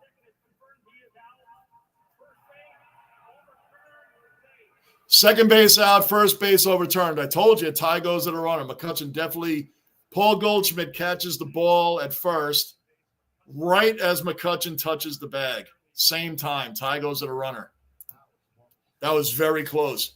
But I told you, McCutchen is an old school ball player. He's been on a lot of teams. He hustles out the ball. Some of these guys, they see it, I'm not going to waste my time. Full sprint down the line. That's old school play right there. Thank you for the compliment, way back. So, all right. McCutchen's on first, 1 out. Bottom of the 8th inning. We're getting there, guys. We're getting there. 3-hour game already. We're getting there. 8 Men Out is a great movie about the Black Sox scandal. Another one I never saw, but I know about the story. I know the storyline, but I never saw it. I know Charlie Sheen was in it, and it's another one that got past me. I never saw it, but I know I've seen the documentary a bunch of times, so I feel like I saw it, Angus. I feel like I saw it. So that was a little different. That's a true story. Never change your tips, Bruin, is my advice. I can vouch for that. I have changed my tip at the last second and pay for it 9 out of 10 times. Yep. Ruse, I'd say Eagles are way off in my opinion. Ooh, Lamario wouldn't want to hear that. Uh-oh. Judge caught it. Thank goodness he's 6'7". Wow, Judge covered a lot of ground. Thank goodness he is 6'7", man, because he put his arm way up. And he didn't rob a home run. He robbed extra bases, though. Bang. Yes. Bond, Ruse have a lot of number 1 draft picks for the past few years, and they've got some great young players now. Okay, I got to keep this in mind because I might start tipping them a little bit. Think North will improve before the Eagles, JB. All right, way back. Lamario's not in here anymore. Lamario is a Eagles fan, and he's really pulling for him. And I said, I'd ask you guys. I said, I don't know, because as far as I know, in the 3 years I've been watching, the Eagles and the Roos were always like easy to tip for whoever was playing them. I just tipped whoever was playing for them, playing against them. So now it's starting to change a little bit. All right, so we got that. Damn, Angus, good luck. Bruin, I never do way back. Oh, yeah. Yeah, I've done it, Bruin. I've done it and paid for it quite a few times. Oh, there's Rocco. You guys see him. He's awake. All my initial picks are a final. Right. Out of it. Struck him out going to the top of the 9th, guys. Yep, I know, Rocco. I know. Rocco always seems to make it to the top of the 9th. It's like a body clock. He wakes up right at the top of the final inning. And we're getting there, Rocco. I promise you, we are getting there. Come here, buddy. Come here. Come here, buddy. Rocco wants to say hello. He had a nice long nap, and he's like, what is this game, over 3 hours again? It's time for him to go out, get his night routine down. Where are we at? Tune in later. You'll enjoy it. No spoilers. Victor. Yes, Mr. Marine. Royals are trying to have a new stadium in Kansas City, proper instead of their current one in Independence. Are they really? I hope they move those waterfalls, man. That is the waterfalls make that stadium, man, big time. Makes that thing big time.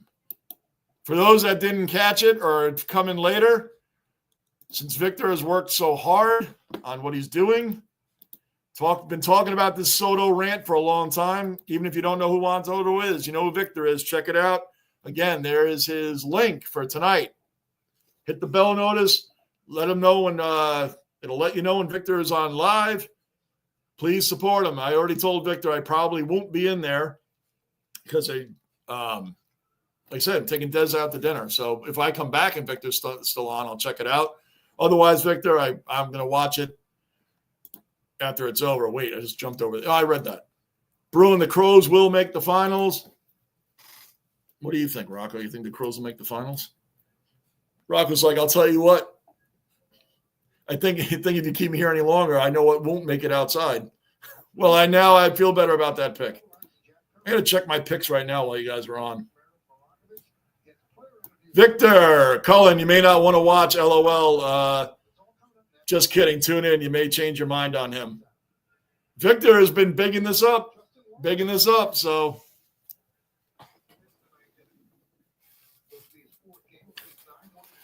all right, top of the ninth inning. Of course, the Yankees are the away team, so Pittsburgh gets one more at bat. I just want to see the Yankees keep the same score. I'm ready to be done with the game now, so I hope the Yankees, if they want to add a run, but I think we got this game in hand because Pittsburgh sucks, and their best hitters, McCutchen just batted, McReynolds and O'Neill Cruz aren't coming up. They have their 7, 8, and 9. The bottom third of their batting order is coming up. So we shouldn't come around to McReynolds or Cruz. Shouldn't. We got the bottom third of their batting order. Like, we should be done. The rain slowed down for the moments, but I have weather radio on to inform myself about the latest updates. Old school radio with the antenna. Yeah, where the guy has the monotone voice, right? Wind's coming in and ocean's out at 24 knots and wind's coming. I know the radio. The weather band. You have the weather band, Angus. I'm old enough to know about that. My father had a weather band. That's what you're listening to, the weather band. The brown radio with the little speaker. The speaker's right on top, and you press that big white button. The button's about that big, right? You're listening to the weather band. And it's very accurate. I know what you're listening to. Crows just needed to start winning in their away games. Guys, I'm about to check my tips. Bond, remember Collingwood, Essendon, and Carlton were cruising. Cabrera struck out. Had a big game today, though. He's 3 for 3 with 3 RBIs. Cabrera had an outstanding game today. Bond, remember Collingwood, Essendon, and Carlton were cruising to the finals. Carlton just made it, so anything can happen. Anything can happen. I always say that in sports. Anything. The New York Mets last year were 17 and a half games behind the first place Philadelphia Phillies, and weren't even in the conversation in making the playoffs halfway through the season. They went to the National League Championship Series and pushed the eventual champion Dodgers to the breaking point. You don't know. I know, Rocco. Anything can happen. Unless you're kidding like you like them. If don't like him, tune in with popcorn. Cullen, just jokes, Victor. Johnny will know I've only known who Soto is for about 2 weeks. Yes. Cullen always admits, but he likes to do the jokes. Bruin, as the Crows are on the road or are they playing at home? I believe, and the footy ambassador, as we have many of them in here, can correct me, but I believe I've learned that the home team in footy wins about 60% of the games. Is that right? Way back, Bond, Cullen. Is that about accurate? The home team in footy, whoever the home team is, regardless of who the home team is, wins about 60% of the time. Is that correct? Ben Rice works a walk. It's a Suns home game, Bruin. Thanks, way back. Bombers, are we talking about Motorhead, Lemmy? No, we're not. But we are. That is a legend in himself. Lemmy. 2-run. Aaron Judge is up. 1 out, top of the 9th. 0-1. 0-1. 0-1. 1 ball, no strike. I mean, no balls, 1 strike. The Crows play the Suns at Gold Suns home ground. I think I might have taken the Crows. I don't remember now. I got to look. Roman Gabriel, Jim Plunkett, Jim Thorpe, only full-blooded Native Americans to ever play in the NFL. Good one. I didn't know about Roman Gabriel. You got me there, Victor, but I did know about Plunkett and Jim Thorpe. I did know about them. Good one on that one. I just learned that just now, Victor. Roman Gabriel. Thank you. First name team is the home team. I think it's different over there. Yeah. Outside of MLS soccer, which we know how much Cullen loves soccer, they're the same way as anywhere in the world. The first name team here in MLS, Major League Soccer, is the home team. Everything else here, when you see the lineup, like right now, the Yankees, the Pirates are the second team in the order, and they're the home team. In basketball, when you see the name here and the name here, the bottom name is always the home team in basketball, hockey, baseball, and football. Thanks, Bond. Sergeant Time, Rocco, we're getting there. Suns entered the AFL in 2011. They never made the finals. Wow. Sounds like the Jets.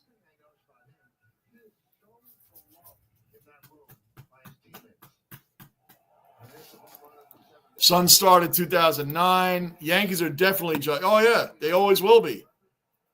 You could put Shohei Ohtani on here, and it would be Judge's team. He's that great. If you put Judge on the Dodgers, well, I won't – it's funny because it is Ohtani's team.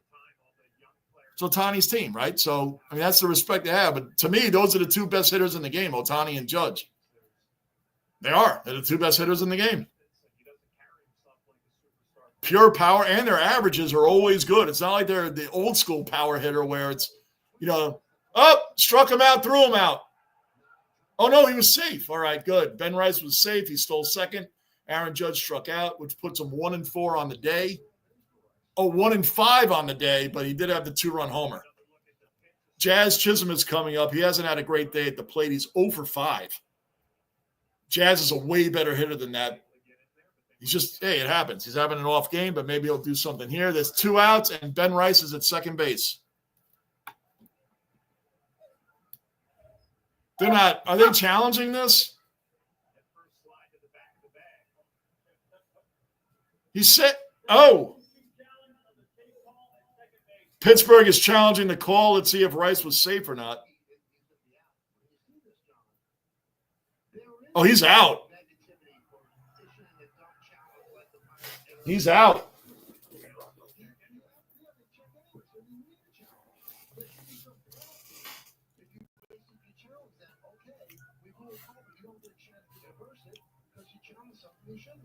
I think Rice is out. I think he tagged him right on his belt before his hand hit the bag. Oh, he's out. Yeah, Rice, he's out. It's the end of the inning, guys. They're reviewing it, but I don't see how they call Ben Rice safe. Thought we were talking about the Phoenix Suns. Hey, remember when they got KD? The Phoenix Suns were supposed to be, watch out, they're the next team with Devin Booker and Bradley Beal and KD. They're going to beat everybody. I don't even think that. Are they in? Yeah, I think they're in the playoffs. Sorry, way back. It was 2011. Angus. Granted a license in 2009. Bond. And first game was versus the Blues in 11. Love it. Got a little footy debate going on here, and I'm learning. Angus, you are correct. Everybody knows, like, sometimes we'll come in here, hey, is Rocco around? It's like, oh, you'll know when Rocco's around. Everybody that's in here for a long time, you know when Rocco's around. You know when Rocco wakes up. there's never a question if Rocco's asleep or not, or if he's around. Like, if it was nicer outside, he would have been outside. All right, yep. The review came in. He's out. We're going to the bottom of the ninth. Rocco's excited about that because Rocco just wants to go outside. If it drags out in the bottom of the ninth, guys, I'm just going to end it and take him outside. I'm not going to make him wait. But, yeah, everybody knows when Rocco's around and awake. I'm going to put him down for a second. I want to check my tipping. Let me check my tips. I'm going to tell you guys right now because now you guys got me thinking. And once I get off here, I won't think about it. All right, let's see. You got it, buddy. GB! G'day. Another Aussie accounted for, another cellar dweller in the basement. G'day, Johnny, Rock, and the On the Way Up Too Early band. Morning to all in the dungeon chat. Yes, GB. AFL tipping. I know, Rocco. We're getting there, buddy. We're getting there.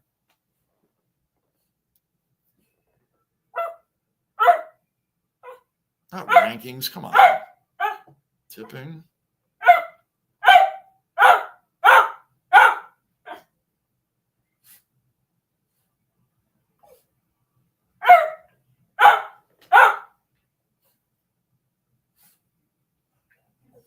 My phone moves so slowly down here.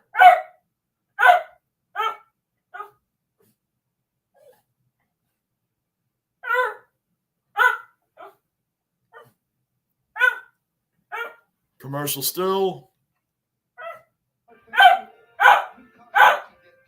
Let me let it build.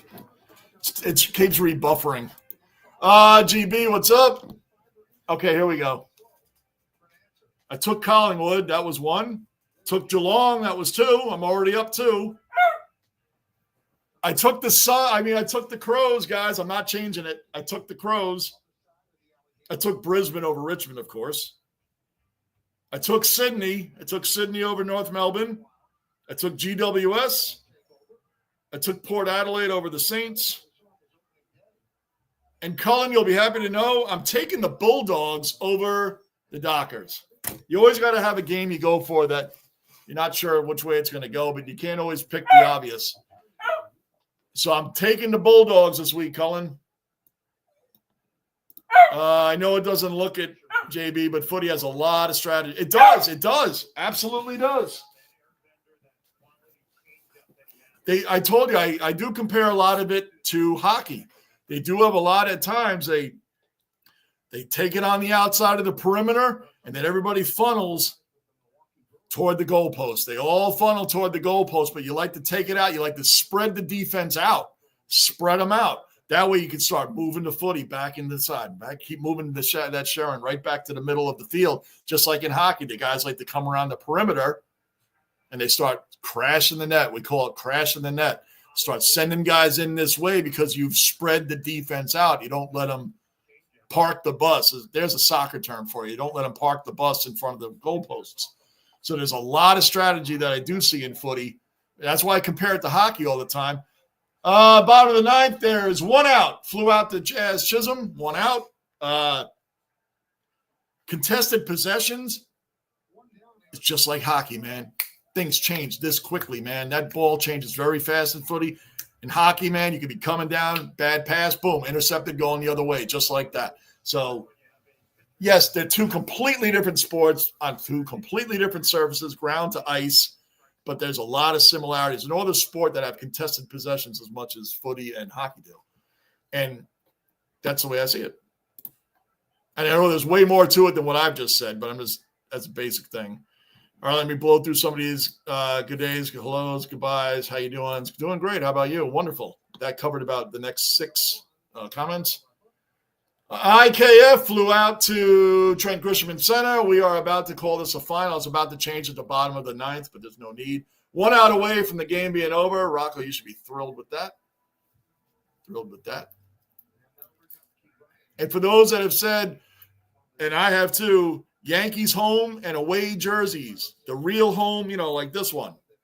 The pinstripes and the gray away jerseys have the numbers. Real Yankee fans don't have the name on the back. I've said it a million times. I had people question, well, how come You bought one for Rocco that has the name on the back. We don't do this. It's just for dogs. They don't make a Yankee jersey without a name on the back. So, because traditionally you don't put a name on the back of the home or the away jersey. So, Rocco only has it because for dogs, for some reason, the rule doesn't apply. They put the names on the back. I couldn't find one without it. They're doing a Capitals game is about to start. There you go, guys. Right on point. Kidding. Good to see you, JB. Rocco, yes. GB says, I'm good, mate. 2-0, 2-1. They got Devin Williams, our closer, out there with a 5. You know why? Because he was on – his wife just had a baby, so he's missed a week, so they probably just want him to get some reps. He's our closer. He wouldn't normally be coming in with a 5-run lead. They just want him to get some reps, get back in it. Rocco. Here's a question for the Americans in the chat and JB. Who won the first footy grand final and what year was it? It was Collingwood Magpies in 1881. I'm taking a total guess on that, but I'm going to go with Collingwood and 1881. I wonder, Bon. Oh, probably the Bombers then, going off way back. So I'm going to go with a little sarcasm there. I'll change that to the Bombers. You all right, Rocco? You got a hair in your throat? All right, he's good. Hey, mate, Kansas City is nicknamed the Fountain City. I did not know that. G'day, Bomber Bond. I'm late. Go Yankees. Yeah, Yankees are up 9-4. We're one strike away. It's a full count. 3 balls, 2 strikes. And he walked them. Devin Williams walked them. Just sub. There you go, Victor. Way back. Thank you. All right. Check him out tonight. Keep the bell notice on when Victor goes live on his Juan Soto versus. It is going to be a rant that Victor's been talking about for the past few streams. So I know he's worked really hard on this. So cool seeing Brooks Orpik, Nicholas Backstrom. Wow. Getting some old guys. And Holtby is there. Braden Holtby. Remember him? Nice. GB. We finished daylight savings today. When does USA start daylight savings?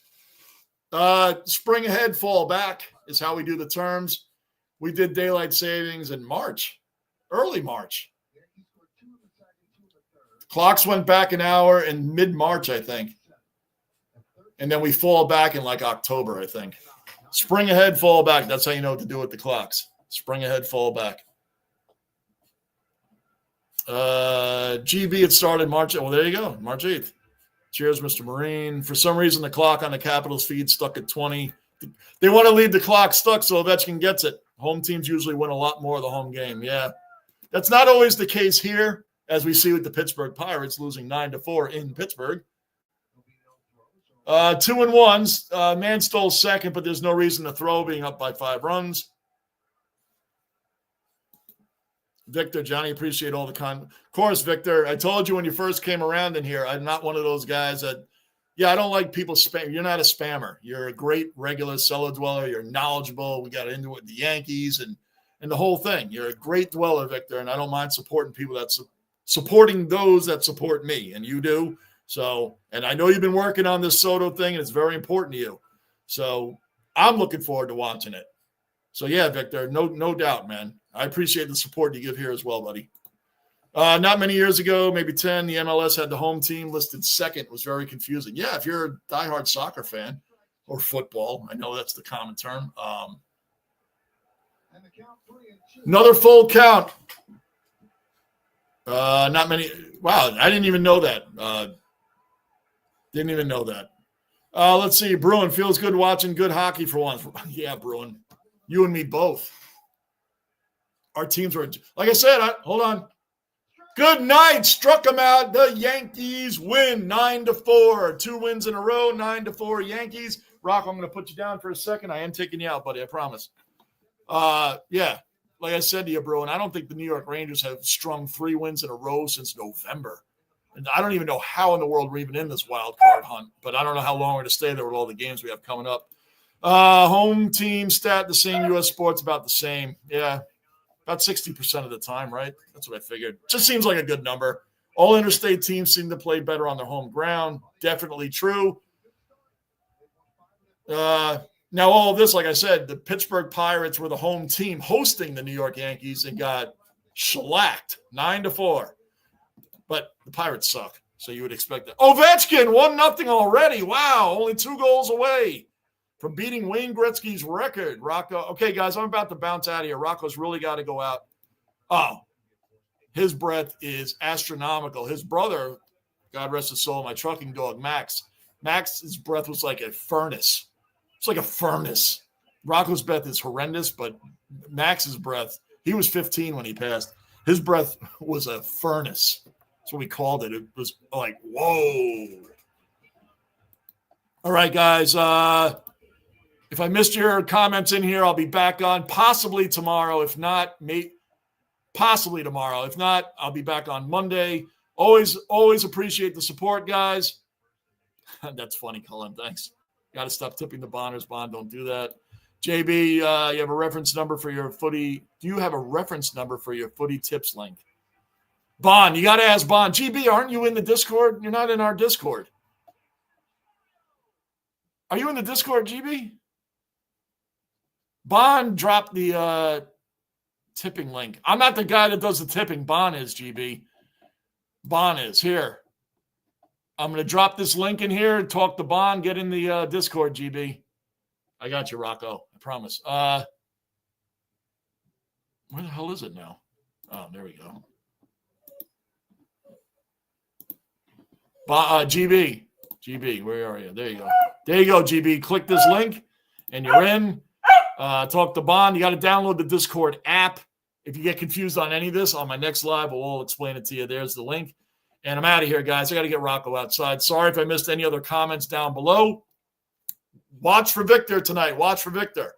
All right? Again, Victor, I promise you, if I get home in time and you're still live, I will, Des and I get back, I will be on with you, brother. If not, I'll check it out and comment on it. I'm out of here, guys. Thanks so much for the support. Go Yankees. See ya.